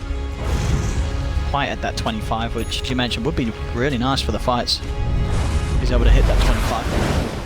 Feels like they hit a brick wall, even though they were doing such a good job of getting these kills, even on their side too. Just one fight, one mistake versus an Alchemist. And I mean, as you said, well, you think he is going to take the Presence Aura? Everyone armor? takes CDR. I only said that because they were Yeah, snowballing. because still with the Satanic, the BKB, it's really nice, right, to have that. They've just gone down. I read, especially on the Satanic, which is already rather low as it is, only 35. Lowering it by that 40% gives you comfortably for at least every creep wave, you know, every push that's potentially going to come in. The jump. Fada it. Nuke down low by the Soul Catcher. Quick pop of the Satanic. He's back up to full. The beauty about being able to lifesteal off illusions, the dream. When you couldn't lifesteal off illusions, it was so painful, but now you can just always Satanic and just hit. We're going to try for the smoke play here, Fnatic. See if they can catch off NIP. It's going to be hard one. with Aegis and Cheese on their side of NIP. Definitely a risky one. Like, who are you jumping? 33's in position to sort of block off any of these attempts. And he's very likely to get the cheese off and be able to turn the fight. Yep. Bounty runes, all of them. NIP, they've got full control of the map right now. Did that go from 15k to 20k? I think it did. I think it, yes. Yeah, it was a lot of money. That's a lot of money. Gets an illusion rune as well on top. So And Ace is getting those Ags now. There it is. Who's it going to? It's got to be the Nyx, right? No, it's got to be the Ogre, right? No, they're all good. They're all good. Eat it yourself. Who's he going to give it to? Who's he going to give it to? It's going to go the way... Oh, he's not giving it to anyone. 33, right? Okay. 33. Okay, that's definitely the best one. Is it though? I'm sure PPD is making an argument for himself. He's like, dude. Gives me true strike. I can hit the Seth through. This is your last man, Ace. Here we go. They've got everything. They've got Aegis ticking down right now. Yeah, it's gone. It's gone. So that's a Bottom tower is staggered. one bit of a worry off the minds of Fnatic. Yep, Saksa doing a little bit of a slow push bottom. He's throwing the meteor hammer on the bottom tower while they siege mid. Alright, there's his 25. He's going to take the cooldown, isn't he? Maybe though. I think he's probably debating it. Nah, he didn't. Cooldown still. Everyone just Satanic takes it. BKB, yeah. They'll buff. That means they're just going to buff the other one to like -10 presence armor at some point. Yeah, he's playing the long game. He's just hoping the Valkyrie with the buff. Yeah. Stuck in their base as NIP continues to grow their lead. 22k advantage. Bardet rolling in the money for his next big item. How's our XP? Whoa! They're out of the base. Eyes. They're on The lead Saksa. and ready to go. They'll get Saxa. He's got a use. I mean, he is surely gone. No Vendetta will save him there. That vision. D1 as well will be able to get themselves out of the map and they just be a Nyx assassin, but with a member down, NIP unlikely to push. They'll back off onto their half of the map. This gives a bit of breathing room, bit of opening for Fnatic to get the waves pushed back out, get some vision out. Yeah, go look for maybe any wards or get your own wards down during all this time as Jabs will finish up that Hex. Yeah, got the Hex. DJ's nearly got his Octarine. His farm slowed down quite a lot on Jabs though. Even though he's still at the top 2, he did get slowed down a lot from those deaths in the fights.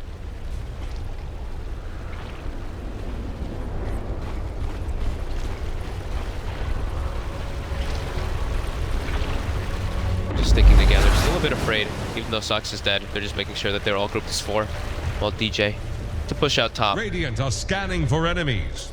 Also very farm nonetheless. Making sure he has money for buyback and Dream by looks of it. Yeah, they're getting out. They're looking for the wards, getting their own down too. He just waiting until Saxa's back in the game before they make any moves outside of their base. Yep, no risk. Full pipe done. Finally finished off by 33. He's like, I can spare the gold to do so. I was surprised he didn't buy that earlier. Yeah. He didn't ever finish it. He continuing to Midas his way towards a Hex for himself. Multicast Hexes can certainly come in big time. Ace is about to have another Aghanims 2 finished up, and they're just waiting. Now they can probably go and look once they push this wave out a little bit further. They've got bottom pushed out, but top's pushing it a little bit, but they're going to smoke and look for anything anyway. Fnatic expecting this. They're positioned on this high ground with a ward too. 4 heroes bloodlusted at the moment on the side of NIP. Dire's bottom tower is about They to fall foul flounder. to this trap set by Fnatic. DD as well inside of Abed's bottom. 33, Smoke's going to dispel. They know Fnatic's on the high ground. They're going to try with the power strike. They're going to stun each other. Ace in with the BKB straight away. On top of him. Can they kill him off in time? DJ's able to get the Yules and the BKB off. DJ's still alive. He'll walk out. Jab's going to use the song. Looks like it will be a disengage from Fnatic. As the rest of them will look to get out of there. But not before they lose both DJ and Dubu. Both supports down. This attacks so fast. Anyone he gets on top of just dies. He started to switch out his Radiance now too, so he can make sure to have just the straight damage items with the Blink and the bots. He moves it back and forth with the boots to travel a bunch. Yeah, at this rate, they can definitely play the slow game NIP and just get Ags out for everyone. I mean, it does seem like in the fights, Fnatic just is doing no damage anymore now. They were hitting a point where they were chunking people down, but everybody on NIP just started to get way too much farm and items. After those last few fights is 33 also now hitting level 25. I'll take that. We'll take that. You're gonna take the move speed. I see most people taking the Oh, move you speed take the lately. damage, dude. Well, it doesn't work on your unrefined. But it's That's the plus thing, but yeah, I know. 300. I know. It's actually, he has the axe. You're already been given the axe. He'll probably go for it. He should go. I'd assume he goes for it. But I'm telling you, I saw a lot of people going for the plus other one. 300. You get plus 300 and get a multicast. That everybody's dead. Yep, 544. Maybe you're right. Maybe the sensible one is the. Dude, he's just plus golden. 300. I mean, with the axe, right? It's like, but it doesn't work on the unrefined, unfortunately. Yeah, I said the axe doesn't matter. That's what you're telling me, right? But still, just doesn't. It's just plus 300 on one of your fire blood. Yeah, you gotta take man. it. It's so good. But you're so speedy with the other one. But it doesn't matter. You don't need to run anyway if everyone's dead. I'm telling you, I was watching it. I mean, I think if you take like the 100 damage and stuff, and you're a right clicker, you take the movement speed. But if you're gonna be like this, you're a spellcaster. I think if you. I'm just telling you what I saw. 300 every time, dude. I'm telling you what I saw in the lots of the games that I was looking at the pubs. People were taking like all 4 right talents on Pubs. the This is professional Dota 2, Yana. professional players playing. Yeah. Terrible professional players. This is 30. It's ready to blow some balls up. There's 5 lost. They got the Yules. Here we Connection go. with the stun. Here we go. The second one did a lot. The first, the unrefined, you can see doesn't do a whole lot of damage. But No, yeah, not the in other one comparison. is Plus 300 fire blast. much Sure. nicer. Radiant are scanning Continuing for their lead, enemies. 34,000 gold. Abed's got his MKB. And his buyback as well. Yep. And he's still got a lot of breathing room to sort of build into. But, you know, he's going to get rid of the drums eventually, get something for that. Get himself a moonshot, get himself an axe. There's a lot of places for Abed to go if the game does continue to continue. Yeah, same with Jabs. Well, kind of. Jabs just because he has like the BKB and treads, so he can still look to be moving stuff around himself as well.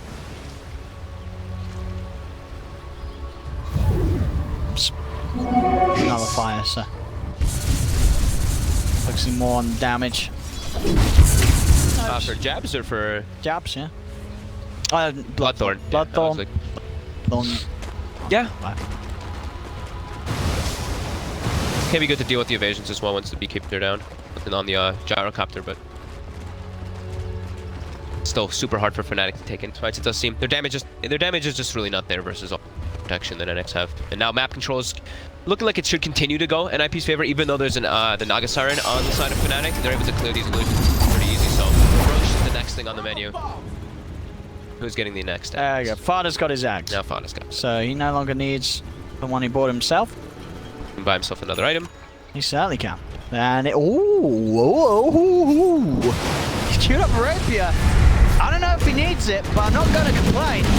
Wait, what was I saying them doing Roche? They already had Roche, sorry. That's right. It's early morning, it's 9 AM. But yeah, he's queuing up the Rapier, Father. I mean, I guess he feels that they're really struggling to push high ground. But we love the Rapier. I think he's also just feeling like they can't kill people anymore on the side of Fnatic. If the fights end quickly, yeah.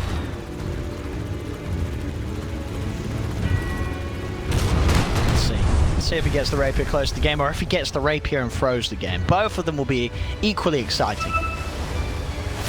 the Rapier is only good on one of the heroes on Fnatic, while on the side of NIP, it's good on a couple. Yeah, that's true. I guess you don't really care if it goes their way. So guys, stop getting it painful. Jabs getting it kind of... Sure, it's yeah. Oh, that part, nice. Off the mark. Gonna miss it. We have the Hex reveal to Fada, but not really able to do anything with it. Fortify their No structure. follow-up. The hero. Push on. Force out the fortification. Fada, of course, having the annoyance of his mana being drained. This persistent illusion pressure. ISO's coming in again with a 2-man power strength. They're trying to nuke Fada down. Won't quite be able to kill him. Ace frozen. A concoction keeps Jabs held right back. Take the tier 3 tower NIP. Now moving on towards the racks. Range racks are claimed. They'll look for more of a Hex out onto Fada. He's forced back to safety. With the tier 3 in the range racks. 33 and Fada just sitting up there on the front line.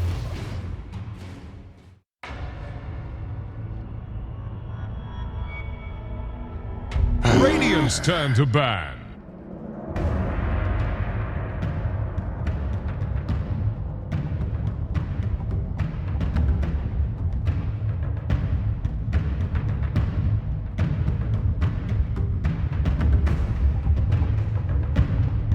The Dire get a ban.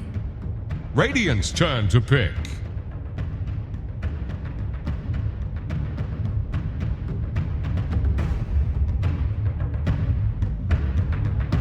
Draft. I think one of the other big things is Gyrocopter is kind of looking like one of the heroes and the carries of the tournament, but you think about EG and their playstyle.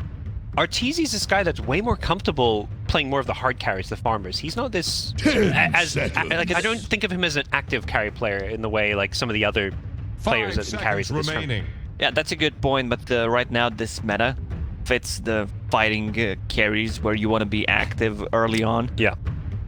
I mean, and the thing is, it's Arteezy. This guy can adjust. He's one of the best carry players in the world, so if he's going to have to adjust and adapt to playing more Gyrocopter. I imagine EG throughout this tournament will get stronger. It's always been a bit of a story with EG, is they have bad starts to tournaments. We say yesterday, it's EG day 1, they have a slow start. Well, it's day 2 now.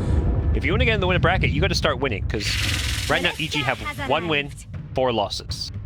All right, this is a different approach from OG as a From OG as well as EG. Yeah, I mean, as a response to Mag, usually I personally love to see either Winter Wyvern, Enigma, where you get the top of the RP, and it's the same concept with Abaddon. Like, if you get caught in Mag ulti, you just pop the ulti, shield someone else, remove the stun, Dark Willow with the Terrorize when they group up around the RP. It's 2 good picks from EG, considering that OG already has a Mag. And it was instant picks. Like, these 2 were... So EG, I like the confidence. What's changed, or what? I mean, you say 2 good picks from EG, but I feel like the idea of first 2 pick Abaddon is crazy. That's something totally new. We haven't seen this hero as like a first 2 pick. He had some small buffs. I'm looking at some of the recent patches, like 7.22E, his Curse of Avernus, debuff duration from 4 to 5, and the most recent patch, the F patch, base attack speed went from 115 to 120, and base armor from -2 to -1. This poor dude just wants some armor. Well, Abaddon can be played as 3. That's the thing. Okay. And that's maybe, and I guess particularly with you mentioned this item, Bassi Ring. That's an item that gives you armor, and that's something Abaddon needs in lane, so perhaps going to lane with that Sage's Mask that you turn into a Bassi Ring going to be the way to play this hero. Because you imagine this is their 3-4 position, Abaddon Willow, like those are lane together, or... Willow looks like 4. Crit plays this hero so much. He's one of the best Willow players in the world. They can still swap things around, put the Abaddon on 5. That's the beauty of these picks who can be played at multiple roles. And OG took some time. A lot of time. Yeah, look at that reserve time. Holy crap. They didn't think Juggernaut will survive. It's a great hero against the Dark Willow, because you have a spin 5 out of seconds either Bramble or Cursed Crown. Also, you build into Mantis style, so a lot of ways to spell her stuff. Naturally having some magic meat. Way nicer to play against the Willow. And they also need a melee hero that benefits from Ember. The other hero that everyone always talks about is the Lifestealer, who has the built-in magic meat, but Jug feels way better with Empower than Lifestealer. That's why OG's first 2 picking it. Right now OG's thinking that it's a Abaddon position. Here's the Radiant ban. Elder Titan, and most of the teams are playing Elder Titan as position. EG themselves banning out Oracle, looking at some of those save options as well as just supports. It's something that OG, unlike most teams, play in Jarex's hands, the 4 position. So, here we go. Instead, as far as support options, but Magnus, what are you thinking? OG does like the 3 position mag. Seb, of course, playing in TI Grand Finals last year. People may remember the axe, but it was the Magnus in the Game 5 decider that clinched the win for OG. There's a huge difference between Mag 4. The Dire if you have another core who benefit power on the mid lane, position 4 Magnus just feels better, because your job is to run around, stack camps, get a blink, dagger timing, that shared gold, and empower both of the cores. But if you're playing position 3, that means you're not going to be running around the map empowering your cores. You want to get the farm yourself. You want to get that Greaves or a... So if he's playing position 3, we're less likely to see like a mid laner that wants the empower as much. We could just see a typical like, you know, Thompson, Vokers, Zeus, if you want to go back to that TI Grand Finals. So they may just settle for just the Jug as the empower. Magnus himself is like, I'll just empower myself and hit the jungle. Sans, OG ban out the Naga with the T. A Siren. Let's go. Very hard to kind of, you know, early days TI groups, these teams go for so long without playing any officials. There's only scrims, which we don't have access to, the viewers don't have access to, and drafts change so much. It feels like you always come to TI with no understanding of what teams are going to be drafting. Like you know, some of the heroes are going to be strong as expected, like Shadow Demon, Enchantress, Alchemist. Yeah, but like seeing a first 2 Abaddon, like no one was predicting that one. I still feel like Winter Wyvern is a good pick. The only thing about for bit lack of silences. Decide to go for it. To pick. It'll be Bane instead. All right. It's a save as well. You know? It's a save, and they needed some Pierce's Juggernaut spin so he can different side of the map, split pushing. Yeah, that it ticks a lot of the boxes there. The Blade Fury piercing disable as well as that. It's not the best of saves. Like Nightmare can be hit or miss as far as how it's used as a save. Yeah, I was thinking about Winter Wyvern because you can stop his spin, and also Juggernaut ulti is not that effective again. The Fly definitely playing the Bane as a 5 position. There's not really any other role that this Bane hero can fit into. And OG now looking most likely for some of their own supports. We don't quite know for sure whether Magnus is played as a 4 or a 3. No Tails hero is what you'd kind of typically expect to see come out here with him. If they open up, they pick position 5, they're not going to reveal it. Jarek's played this last game, so we'll see where that's going to go. And well, TZ didn't waste time. They insta-picked Sven. They knew what they wanted, regardless of what OG took.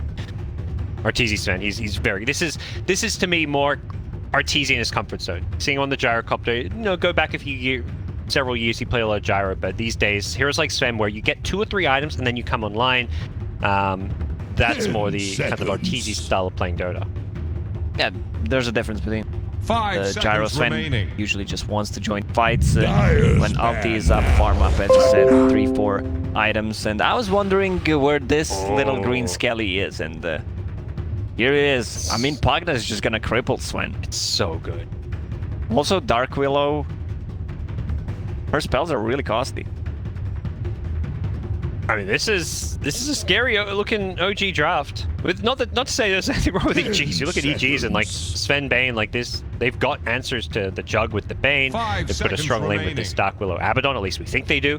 We'll see just how that fares. So, Pugna in action. This has always been one of Thompson's heroes, typically as well. There's a chance we see some kind of like a Pugna Magnus 3-4, but I would lean much more towards Pugna being the mid here. Yeah, it looks like it's Pugna. They can still swap things around. A lot of sustain with Pugna's life drain and Jug's healing ward. Yep. And they banned Invoker, so they're actually considering... Well, I was going to say considering Pugna being a 3 position and then a mid hero, but OG ran 4 position Invoker. They had Jerex played as a support, and that's not the only support Invoker we've seen. There's been a couple... Team Secret also plays. Yes, yep, sorry. For this Quaz Wex, Cold Snap, 4 position Invoker. Very pesky. 5 seconds remaining.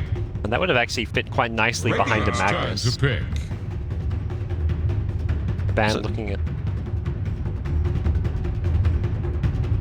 Kanka's looked really good this trip. For sure. Kanka is the hero that you get 2 bracers, you become so tanky, and once you hit level 6, they need to bring 2, sometimes even 3 heroes if they want to kill you. Otherwise, you're not dying. The magical resistance from 2 bracers and the HP plus a rum. You're super tanky, none of your spells cost that much mana, so playing Kanka into Pugna, you feel good about it, and you can you have multiple ways to cancel his life. Even if we get stomped, let's say Dyer's between turn. second and fourth minute, you can always just X mark yourself, TP back, play around the shrines if it needs. You have enough sustain. Go. This guy always makes his way back into TI. Disappear throughout the year. Not that he has disappeared throughout the year, but for one of the iconic TI heroes. Looks like Jarek's playing him. G thinking it is the absolutely perfect pick for this game. So they need a mid hero. It looks like it's definitely plugging a mid. They know the matchup. Are you looking for a lane counter or just want something that fits your draft? If you're Puck could be a good pickup, or this. Yeah, something elusive, because they don't have a lot of lockdown. There's an Earthshaker, yes, but he needs to commit hard to act. Okay. So we'll see Sumail playing Ember Spirit, one of the more prominently picked heroes of this tournament. The flexibility between Ember being a mid laner as well as a safe laner, part of that, but also just a all-around strong hero that comes online nice and early with this max sleight of fist that you can just spam. The constant damage adds up throughout a team fight. For a G, Shaker Magnus is not really the scariest of dual lanes. If anything, you're just maybe looking at Shaker like pulling waves or messing with the creep equilibrium using Fissure. Doesn't really feel like that dual lane that's going to be able to... Yeah, there's not going to be too much kill potential on that lane. Unless they get a good block and then maybe skewer under the tower. But as you mentioned, they'll probably try to drag the creeps under their tower, just farm up and focus on the top lane. There's a lot of kill potential since you can use the Ink Swell on Magic Immune units now, so spin plus Swell, pretty deadly. Probably would be a big part why they wanted it. Because it is going to be a 5 position on 4 that we saw last game. But you got to imagine this game, Arteezy sees this lane, he's probably thinking, I'm free farmed. You're playing Sven into a Shaker Magnus lane, there is nothing they can do to contest your farm. It's probably looking a happy farmer this game, and you can have Fly, this is one of those 5 positions that loves to stack the jungle camps as well, so... Should be a good game. I feel like EG, to me, have a better, more well-rounded draft. And that's more in their comfort zone. It's not just about, how their draft match up against their opponents, but this feels much more like an EG style of draft. I have a theory, like if a Baron can get Aghanim Scepter here, you shoot coils in the 1600 range to get Ags. Okay. So you just need to be around the RP, and then I don't think anyone's gonna die if it comes to that one point where you can get the Ags. There's always a better item choice, especially for the start, but we'll see how this game goes. All right, well, here we go. It is game 2 of OG versus EG. Teams looking to find themselves in the winner bracket. That's always the key thing with TI groups, Winning the group is nice. If you're one of those teams that can pick your opponent and you win that first round of the winner bracket, that's something you find yourself in the top 6, but starting lower bracket in best of 1s is like the worst case scenario for any team. But actually, worst case scenario. We don't talk about that, but I mean, these are 2 teams you wouldn't expect to see eliminated from the groups. Definitely not, but EG right now is in a really tough spot. They won 1 out of 5 games. Yeah. So they need some wins. Plenty of Dota left to be played. You play, 16 games total, right? You play against 8 other opponents, 2 games? Yeah, you play 16 games total. So they've still got 11 games left. 4-day groups. It's a marathon. This isn't a sprint. You can have a bad day 1, and you're still fine. What? Tower shot casually. Has a crown starting item. Thompson going all in on the early game stats, looking to rush that Veil, of course. That's an interesting build. Normally, null talisman, of course, yeah. But he's just going to get a faster Veil, slightly less damage, but you can use Nether Blast for the last hits. What's Seb going to do? Is he going to level up the skewer to secure this rune, or...? At last, the best. Seb, get it. The stun is there, and he's going to lose that bounty rune. Wow. It's going to be 2 for 2. No, it was 3 for 1. S4 stole one. Ran in, it looks like, and grabbed the enemy ones. Wow, I don't think EG knows how to count to 3, but they got 3 runes. EG, they know exactly. 3 is their number. Valve, we don't have to have 3. Dark Willow.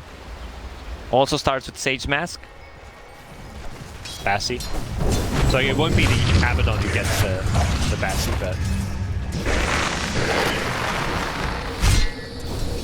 be on the Dark Willow. So as we come to expect, a lot of these off-lane dual lanes with Bassi Ring, Willow with the Abaddon. They've got the Aphotic Shield early. One way play against this lane, perhaps. They're just going to have such great defensive capabilities with the Aphotic Shield, and you've got the Shadow Realm on the Dark Willow. Willow who then manages to block that pull camp. NOTAIL coming in with the Stroke of Fate, trading hits here, looking to push Crit out of this lane, and he's got a vision support here. They could find themselves with an early first blood if they get a couple more right clicks and a Stroke of Fate. One more right click with a Stroke of Fate. He may not even need it. He does need it because there's an Aphotic Shield, and that's going to save Crit's life, as Ana also helps to zone out forward some extra right clicks, so they don't get the kill. S4 came in just in time. And Juggernaut has Crit level 1 instead of a spin, because he's just trading hits against the melee hero. This is something, yeah, we see sometimes in these melee versus melee matchups where the Crit as single target damage is better than the spin. Level 1, you don't necessarily go for the kill. You don't even have any points in the ink swell yet, so Ana just wants that 20% crit chance. Brambles coming out to try and mess with some of the last hits and cure this lane a bit, but here comes Jerax with these crits. If he gets the block in, he blocks his forward, doesn't hit him with the stun, but he's completely surrounded. Now he levels up the spin. They are looking for this kill, but Jerax getting very low. The Stroke of Fate is there, and Ana should be able to get the first blood. Gets the kill just before NOTAIL goes down. That's a shared bounty. Nice little sidestep from Abaddon to not get stunned at least, but with that block, there's nothing he can do about it. Ember Spirit picked up a Haste Rune on the mid lane. Scariest of things, perhaps, but see a full-on tri-lane from OG. Thompson, is he going to get killed here by Sumail? The decrypt is there. The Nether Blast, 1 or 2 more right clicks. Thompson has a tango. He tried to go for the tree block. Oh, that would have been so good if it worked. Ember Spirit had a Quelling Blade, so I don't think that would have mattered. And now Ember Spirit has enough money to buy a bottle after this creep. Doesn't have to go for that suicide to tower play that you often see when these mid solo kills happen. Thompson tries to find the D ward mid, but guesses wrong, and Dire Ward is on the other side as bottom lane. They get another kill on S4. This tri-lane finding a lot of action early on. Dire Vision, 2 Dire Wards around this mid lane. Really want to make sure Sumail doesn't get pressured and too bad of a time early on. And Sumail flies out the courier to the side, to the secret shop to actually get a bottle faster. Meanwhile, in the top lane, it's Seb who's alone. A lot of kill potential from Bane and Sven. He can't really TP out. He's having a good start until that death, though. He's got 9 CS. He's level 3.5, so despite the death there, it has been an okay lane considering it's a 1v2. Prep. Extra fissure damage as Thompson doesn't go for Nether Blast. I think knowing that the Sleight of Fist can be used to dodge that Nether Blast. We're seeing it again here as bottom lane Ana actually goes down. Crit's Dark Willow. Seeing that kill. They need to control the runes, both of the mids. Okay, actually, Thompson bought a Hell instead of a bottle. Really rushing Veil. He's going to have it before he even hits level 6. So he's looking to set some records on fastest Veil timing, it seems.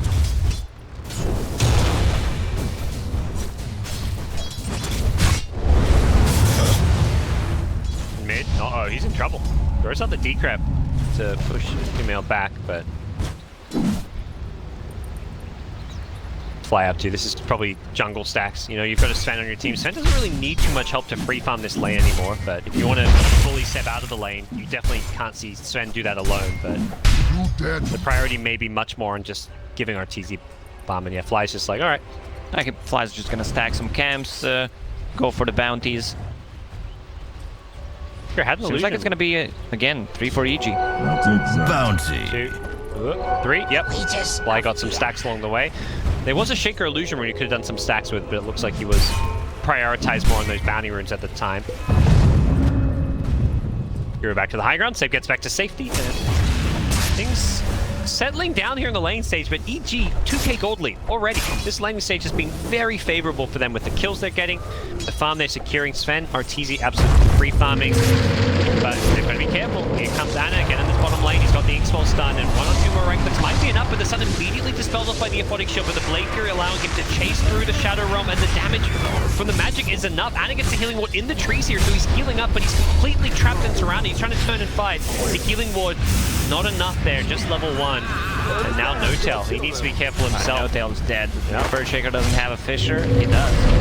Got a totem followed up by a Fissure. They are looking to turn this one. NOTEL with the X-Wall stun. They've got 1 kill. He's getting a second. This healing ward is causing all kinds of problems. The stroke of fate as well. NOTEL with a double kill. Abaddon had the Aphotic Shield ready. Oh, he just completely underestimated the damage as well as the ink swell. The stats actually huge. NOTEL got 2 kills. Now he's sitting at 1,000 gold 6 minutes in. So much for being a 5 position. He's going to immediately turn that gold just into wards and boots, but still. That healing ward was so underrated as well. I don't even know if they realized the healing ward was there because they killed Ana despite it doing some healing. But it came into play later on for those supports. Managed to get the better of the EG aggression. 7 Ember Pugna. Well, 7 himself. I mean, someone should post this on Reddit. Check the hero. Whose hero is this? If you just cut off the Pugna, yeah, Branch and the Whale, PI edition.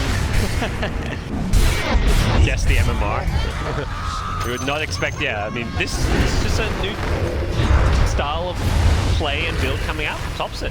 Topson was always a guy who was inventing things in Dota. Yes, he plays Dota his way. And that's something I think OG have always really liked with players they picked up. When they picked up Ana, it was something they said, it's like, this guy just plays Dota his way. He's not just looking to follow the meta, he's looking to kind of create the way heroes are played. And Topson, he took that to the next level. His Invoker, the Meteor Hammer Invoker, probably the one that he's most well known for, kind of inventing. Here he is with a Naked Veil plus single branch. He's now turned that into some brown boots. Now they should know something is up. Bane. You'd expect a ward somewhere. The question is, will you find it on this hill? They have a sentry on the hill, so they know it's not there. Radiant's bottom tower is down bottom. It looks like this is a lane that OG have kind of had to vacate a little bit. Really spent much time contesting it, and it's just going to be falling back to the jungle, I imagine. Mid lane, Topson, he's been gone on here. He's got the life drain. He's trying to get the Willow, but Willow gets out of range for it, so he will end up going down to the Sleight of Fist. Nice attempt by Topson to turn it around. Going for the life drain on a hero that was at such a long range that it could be easily broken. Dire's middle tower has been denied. At bottom, if Ember Spirit gets that, Bane is just guarding it. He can easily gank the side lane. Uh-oh, NOTEL. This is not a lane you want to really be in at this point if you're OG, but that's why they send their 5 position down there. Yeah, that's going to be a free tier 1 tower on the bottom lane. His job is just to try and defend this and keep it alive as long as possible using Stroke of Fate, but EG understanding that, punished him and followed up by defending a tier 1 tower. Arteezy with the last hit. That's almost his Midas complete. 9-minute Midas phase boots wand. Really good timing on his items. His top lane has found another kill. RP used. I mean, it's 9-minute mark. You're gonna use it to get a single kill. Same goes for Enigma and the Black Hole. Whenever it's ready, if you can get something happen, you should do it. NOTEL's here, the scan connected, so Arteezy is looking coming from behind it. They're just going to go dive for this kill. Sleight of Fist to start with some damage. The Vision will catch them out a little bit here. Remnant on forward. Arteezy's got the stun, and this should be a dead NOTEL. Goes for one last Stroke of Fate, but won't get a chance to throw it out before he dies. Base for an Ember. But he's out of mana. Oh, he jukes it. Sumail with the read. Sees the 2 pump fakes and jukes the actual totem, but that was a dropping fast. Topson, it's up to him to come in and respond to this one. There is a fissure. There's 4. Has got the level 6. He can level up the borrowed time, and yeah, he's going to choose to do so. But he's been stunned up, and I think he may just die here if he's not careful. He does have the stun from Arteezy to help him out. Topson is still looking to chase. Nether Blast is there, but there's no life drain, so Raindrop. Yep. And the Bracer will keep him alive. He also has a flask, and the backpack will heal himself fully. Bounty rune spawning. Oh, bounty rune. That was four bounties for yeah. EG. Okay, and yeah, Anna was not able to get either of those top ones. It was crit both. Unlike last game, this time around it's EG with a much better laning stage. And it's not necessarily entirely off of aggression, although we have seen Ortiz move around the map from top down to bottom to push to mid. But it's very much around also balancing out the aggression with farming. Ortiz with the Midas, the stacks as well in the jungle. They are playing nice and efficient Dota as well. Thompson, he's really deep here. He's really dead. Yeah. Out of the position, trying to make too much happen. EG, 4,000 network lead, with 11 minutes in. But they have two supports who can't really shout out the waves. These are like two worst heroes. Anna, TP's in. Blade Fury on. To get himself out of a precarious position. And you know, OG's lineup, you're looking at Empower Jug, you're looking at defending with RP. This is the kind of draft that will play from behind, and all it takes is one team fight to turn this game. Exactly, but there's this uncontested Sven who has Hand of Midas, level 9. It's going to be a really different game from what Ortiz had in game number 1. This is not going to be the Ortiz struggle that we had. Game 1, it was like he knew he had to fight as a gyrocopter, and the fights they were taking weren't working out for him. So he wasn't farming, he wasn't getting kills, but this time around, he's getting kills and he's farming creeps. He's 3-0-2, while having stacks to farm and taking over the jungle as well. Mel also 3-0-2 on his Ember Spirit, the G core duo having a fantastic start here. You can see what kind of game OG is playing right now. Uncanny.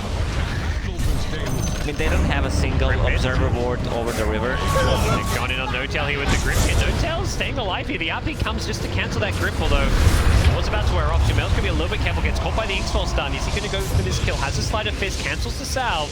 Jamel isn't gonna commit for the kill. Just went Dire lose that courier mid. I believe tower shots just finished him off, and Jamel has remnants here. What's he up to? Plenty of mana just to remnant away, and I don't think they're gonna be able to get this kill. Sleight of Fist, remnant away. A courier kill, no hero kills. So Ortiz, it's a full Echo Saber. He's actually missing Golgar Axe. But he's gonna have to. Or it could be a full Echo Saber. Is under attack. Because he might just queued up Golgar Axe for a BKB. Skewing back towards his tier 1 mid tower. Should be able to maybe bring him down when this borrowed time meant, but I don't think they want to hard commit for this one. They are throwing nukes here. They still want this S4 kill. I just want him with the Blade Fury, but they haven't got the kill. They're going to be forced to back off. Omni Slash still available, but if you commit that Omni Slash aggressively, you're probably dying. Unsure if you even get the kill. The probability of winning to be above 99%. Till's confident. I don't know if friend Dota Plus agrees. It says 39%. Dota Plus thinking things are a bit more EG 60% more, huh? Yeah. No Tail's like, I did the math. OG does not want to take a fight right now. They want to finish the items. They want any item on Seb. He's going for Pipe. And the Earthshaker needs 1,000 gold to finish off his Blink Dagger. Right now they're in a really spot where they just want to farm. With the Empower on Jug, get a couple of items. Yeah, just going from neutrals to neutrals. Wants to get that, at least Manta style as a defensive tool. For EG, you know, you can match this farm. If anything, you can kind of outpace it with the Sven Midas, although the Echo Saber being removed also does make that harder, and Thompson again finds a kill on crit here in the mid lane. This early Veil with the damage amp causing a lot of problems.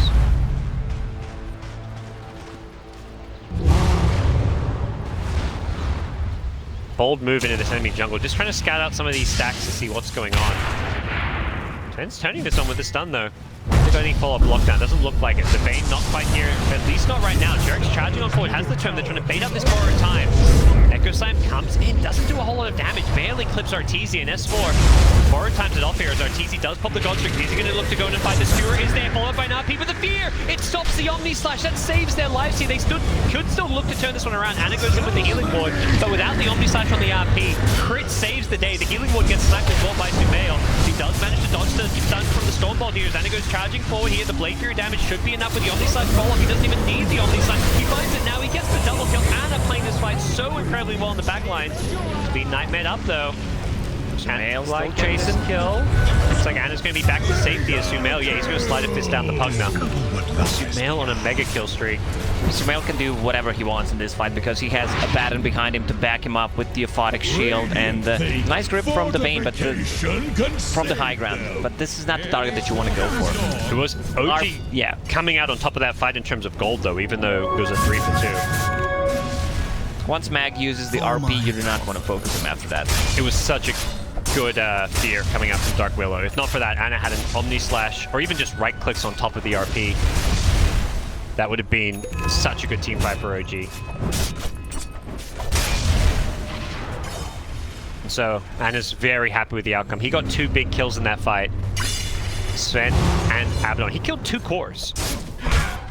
That's why OG got so much gold out of that, despite it being a 2 for 3 trade, numbers favoring EG as far as the kills, total kills go. Are scanning for enemies.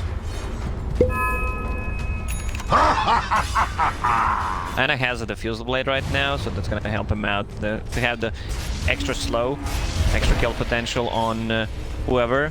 Crit. Has Yule Scepter. This Dark Willow will be really hard to kill, especially with a Baton on the team. They have got several nukes that can go through the Shadow Realm. I mean, they have a lot of nukes. I mean, every hero has spells that go through it, in fact. Blade Fury, Stroke of Fate, Fissures, Shockwaves, Nether Blast. But it's still a Willow. It's still a very pesky, annoying.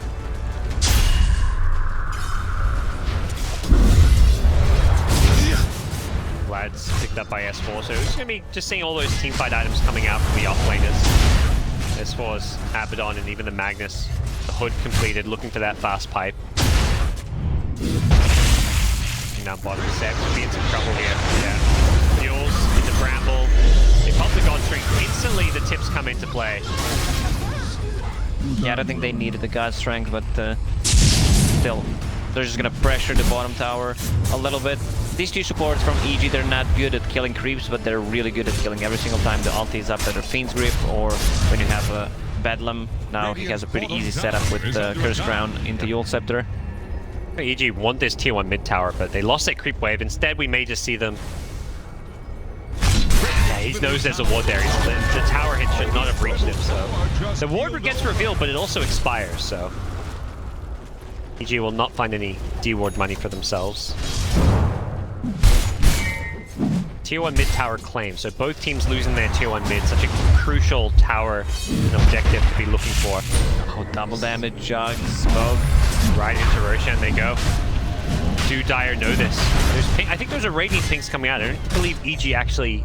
They don't know what's happening. Yeah. There's such good Radiant Vision, and Seb's positioned on the outside of the pit. He wants to be able to, you know, scout your... Now they know. Yeah. But it's gonna be too late. Pops in. Fear himself out.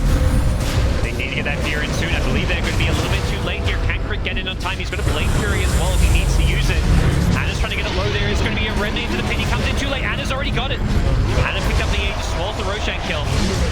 And OG want to take this fight. Now they've got an Aegis. They take out the Dark Willow to start the fight. Arteezy comes in the backline, goes on the Pugna, but the problem is he's got no solution for the decrypt. There's no BKB. He's been RP now as well. The RP catches out a couple here.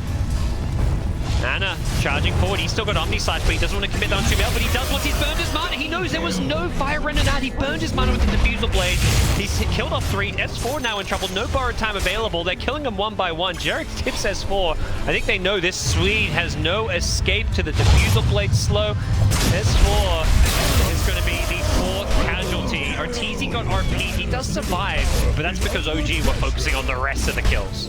It's a really risky play, but I think Dark Willow should have gone for Terrorize inside the Roche pit after that. Tried to use the Bramble to get some vision, but also Sumail went in with the Remnants to get a knocked down. Roche kill, maybe even get the Aegis, but Dire's Ana top tower still has is the Aegis. about Now they're gonna to pick up take the blood. 4 bounties. Jerax has a Blink Dagger and an ulti. They can still take this fight. Yeah, it's like there's bounties that spawn, and I think part of them is like, oh, we're gonna fall back and get bounty runes, but then they're also like, wait, we're really strong right now. Let's take a fight, maybe.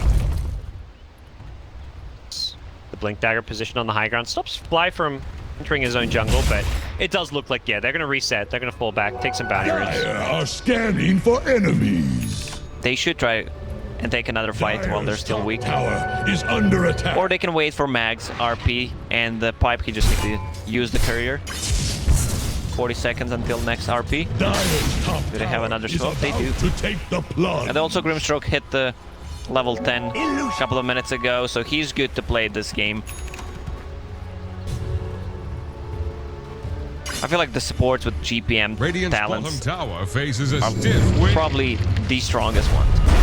Ogre, Wyvern, Dire's top Grimstroke. tower is under attack. Radiant's bottom tower Grimstroke's is happy under camper with his attack. GPM talent. Dire's top tower has fallen.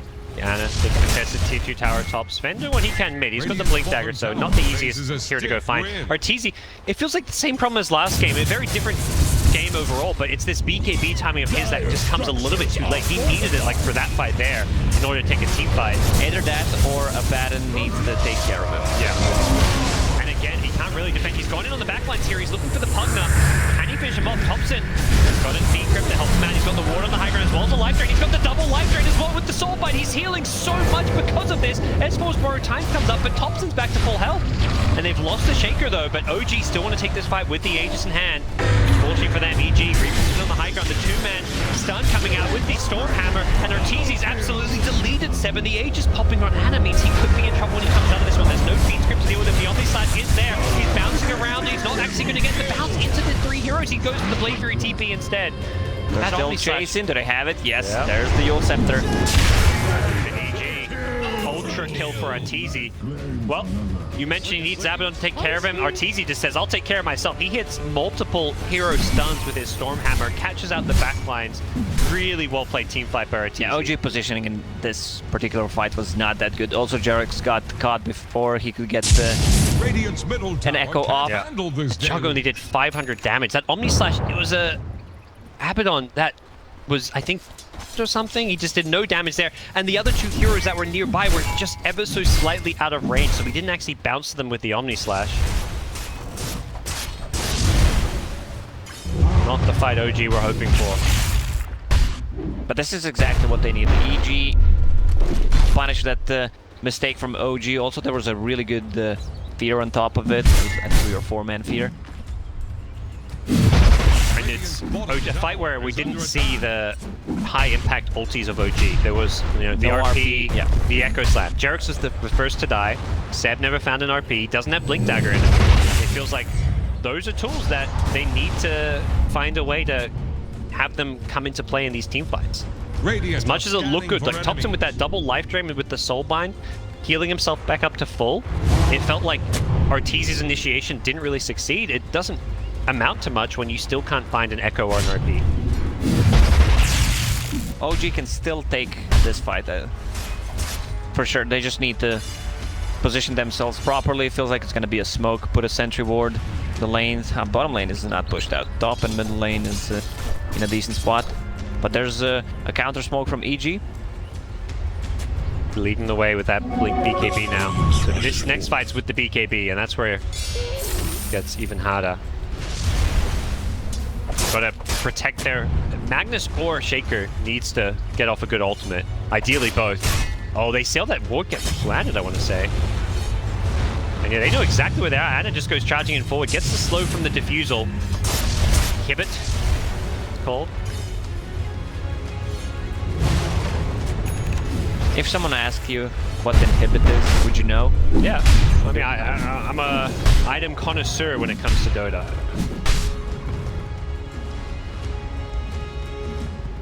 Active barrier. That's... But yeah, inhibit's one of those really random ones. Veil call. Magic weakness for that. I just thought you just veil someone. Apparently you use magic weakness on them. rune of invisibility. Smoke is not actually smoke, it's disguise. Wow. You should stop, guys. I'm feeling really stupid right now. I didn't know this. I was feeling stupid. I read these, I'm like, what? I just thought it was the active was called smoke. BKB's active called Avatar? Did you know it's called Avatar? I feel like this has just changed, right? Surely it wasn't. This hasn't always been Avatar. Soul Ring active called Sacrifice. Okay. Well, that makes a lot of Oh, sense. Smokin', Anna leading the way, finds Fly, is going to instantly delete him. As Ortiz jumps on the backline to get some two-man stuff, but the RP is there just to come around. The Omni Slash is going to go on through doing some good damage here. Fear looking for the backlines, will catch out a couple, actually catches out Anna as the Omni Slash wears off, but Ortiz is so incredibly low, looking for a blink out, I imagine. Or even a blink back in. Thompson, he gets killed off by Ortiz Stormhammer. Jug. Looking for gun down crit here. Anna needs a couple more right clicks, but he's being gripped up now. Skewer is there, cancels the Fiend script. Nicely played by Magnus, keeping him alive. As that's going to force out a Remnant just to escape here. Seb charging on forward. They should be able to at least finish off the Bane here. And Jarek knows that's a dead Bane. He's looking for more. He blinks past, but there's no fresh targets to go for. I think EG is fine with that. Even though Bane died back there, they still forced the buyback out of Pugna. And I love what Anna did there. He instantly uses Omni Slash on Sven, so he can't take the fight. Even though he popped the God Strength, he was on half HP, can't really come back, especially if Baron is not healing him. They're still going to try and push this one. They pull back the Pugna, but they feel confident. And on the front lines is just so tanky with this Skadi Manta style. Just getting a tier 3 tower will allow them to take some shrines as well. Anna goes for the Blade Fury, doing what damage he can with the Nether Blast. He'll actually look to commit onto RTZ. He doesn't have God Strength still, so some good damage being dealt here with the Siege Creep and the Nether Blast. His tower's down to 260 health. Anna wants back in. He wants to finish this one off, and he's going to succeed. Healing Ward is ready. Don't have to force it and go for the Raxay OG. They're going to back off and go for these shrines. Prioritizing that top shrine, the ones near Roshan. Roche will spawn in 30 seconds. That's a quick spawn. They're gonna have their ultis up for when the Roche spawns. Talk about supports with GPM. Dark Willow hits level 15 and gets hers. Radiant are scanning for enemies.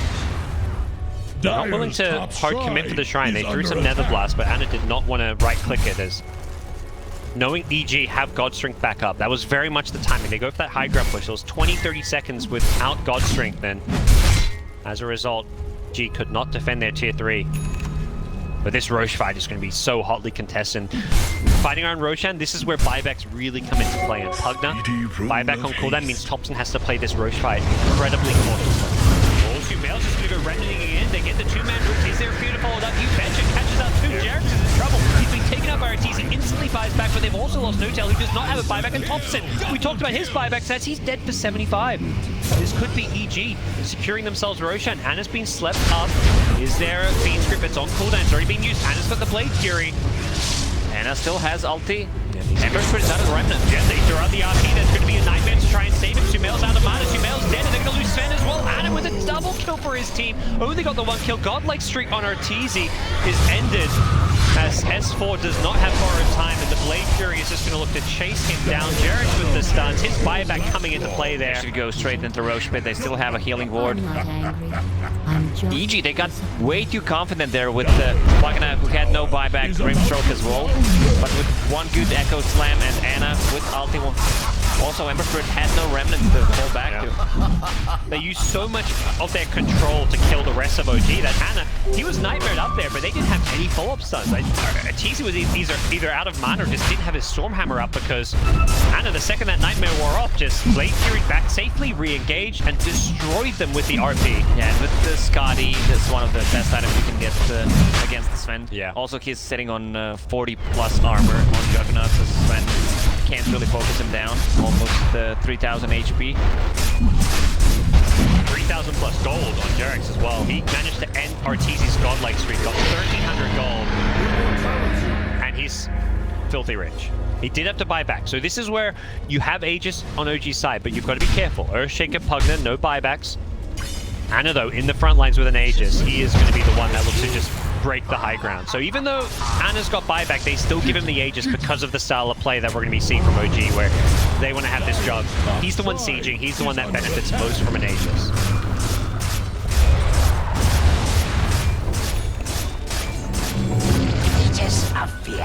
They could wait for that butterfly and then go siege the high ground. It's a really big item. It's getting close to it. Only needs 1500 gold to finish it.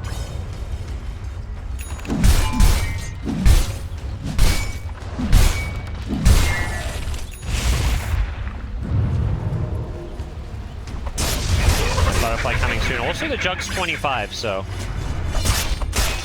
with all this armor on Jug, this doesn't feel like the Sven is going to match up against him. He has got a Bloodthorn queued up on Arteezy, so a way of dealing with some of that evasion, but careful. Smail spotted by this Observer Ward. Are they going to hunt him? Looks like that may be the call. And they chain stun him. Jerex. Oh, he was about to blink in and echo, but the blink got cancelled by slide. Bottom lane is being pushed in. Go back and push this one out. The one thing I noticed from the yesterday is that a lot of safe lane towers are being killed 20-25 plus minutes in. Look, OG's tier 1 tower on top still standing. And they just killed the safe lane tower on the bottom. Yeah, it's just not a priority to play around that part of the map. There you go, Ana. He gets the butterfly level 24.5. He may wait for level 25 before they go for the high ground push. Aegis still with 3 minutes left on it, so good healthy window for him to keep on farming for a minute or two if they want to, but Shaker's actually staying up top. OG's laying a trap. They're going to show a well, not really showing these heroes, but maybe they're expecting to be scouted up by a ward or something. Dire's bottom tower. They're showing the Jug, so I think the expectation is that this top lane is a safe lane to push, but eventually Jerex says... Jerex was there. There was a huge creep wave. If someone overcommitted, he could have gotten a solo kill. No one on EG was willing to go for that tower. I think recognizing, you know, this Shaker is not showing on the map. If you don't see Shaker, you can't really go for that push. Even now, they're like hiding in the trees, and Arteezy only blinks out because he's got several teammates, including the Abaddon, behind him to save his life. King's mid though. OG want to go high ground. They see Arteezy spend top, and this is where like, well, if they're going to be top, we've got to force them back. Keep EG honest. Make sure they don't play out on the map. You want to force them to defend. And EG may just have to give up this Rax. With the news, it looks like they want to try and defend this one. S4 gets stuffed up. He's going to lose his entire mana pool. The borrowed time forced out as well. So now there's a 50-second window with it on cooldown, and Ana doesn't actually dodge the stun. It finds him afterwards, but he's more than okay with this butterfly Aegis. He's just going to take out this melee Rax uncontested, essentially.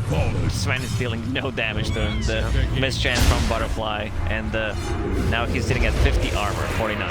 And they're just going to swing bottom. They say, let's just do that again, right? If they can't defend mid, what's to say they can defend bottom? But if you're EG, you do not want to go down a second melee Rax. That's where this game gets very difficult to play. Abaddon needs to be close, but maybe needs to stand a bit further behind because they're just popping his borrowed time every single time the fight starts. Plus 1 they're second going all in. Duration, yeah. Bloodthorn on Sven. Wants to be able to deal with this Jug. Jug just hit level 25 though, so an extra second of Omni Slash. Usually you often see that extra health, but I think he just feels tanky enough as it is, and wants that ability to just Omni Slash the Sven. Oh, gets going with the Bloodthorn, but there's an instant Manta. Ana pops the Blade Fury. He's going to force Arteezy back on the backlines. It was actually the Emberspur who initiated. He's forced to defensively Remnant out of there. He's low in mana though, so Mel's got to be careful. Boxes back up to try and take this fight. Ana with the Lotus Orb bounces the stun back from the Sven. Aegis lasting for 30 more seconds here. Ana, Nightmare is on him and he wants to take it off. Doesn't look like it. Seb just throws out an Empower. Sven popping the God Strength here. Is he going to go in? Use the Bloodthorn on him. Yeah, he's going to look to take out Ana's first life. Is he even got the damage for it? There we go. They pop the Aegis. That Aegis was expiring in 15 seconds anyways. Can they take this fight now? Ana immediately Blade Furies on the backlines. They've lost crit though. That's the big kill. They were looking maybe for a Dark Willow Terrorize onto Ana. Instead he's going to be forced to fight back. Ana with the Lotus Orb still on the front lines here. Arteezy can't really throw out that stun unless he's willing to commit a BKB. Does Ana go for this melee Rax or do OG play it safe? Bringing something on Jug. Alright, they're giving him cheese. Yeah. He's making... You've got to burst this him now. Lotus Orb is doing God's work because Sven can't really throw He's out of mana. Sven, he's down to 150 mana. He can't actually take this fight, even if they don't kill him. Ortiz forced back to the Fountain, so I think OG may try and take this Rax. The problem is no one can really wake him up. If Magnus wakes him up, he probably dies for it. So you let Ana take the Rax here. He's got Blade Fury if you want to use it now, but Seb hiding in the trees. He gets the RP on the back line. The Cure in forward. They're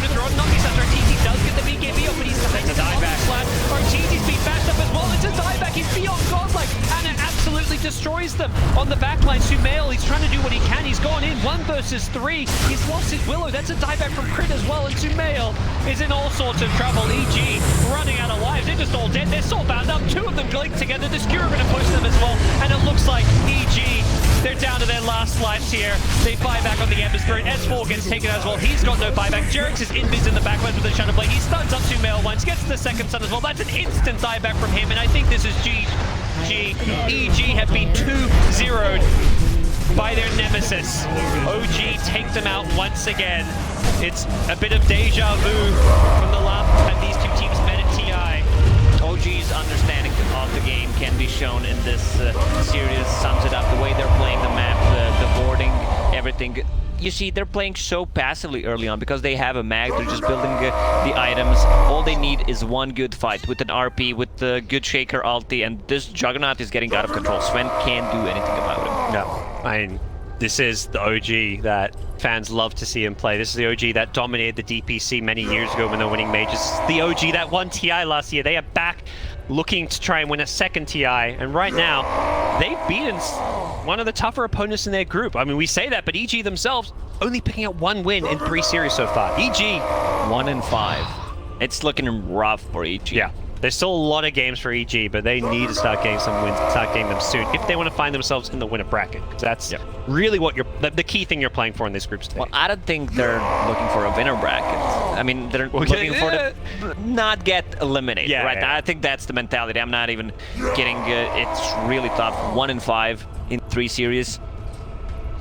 EG have some soul searching to do. They've got to, make some adjustments, figure out what's going to work for them. OG, meanwhile, a 2-0 win, and with that, we're going to go to a break. Before our next series starts, I believe we've got LGD versus Newbie. All right, sounds like a great one. Stick around, guys. More Dota 2 coming up.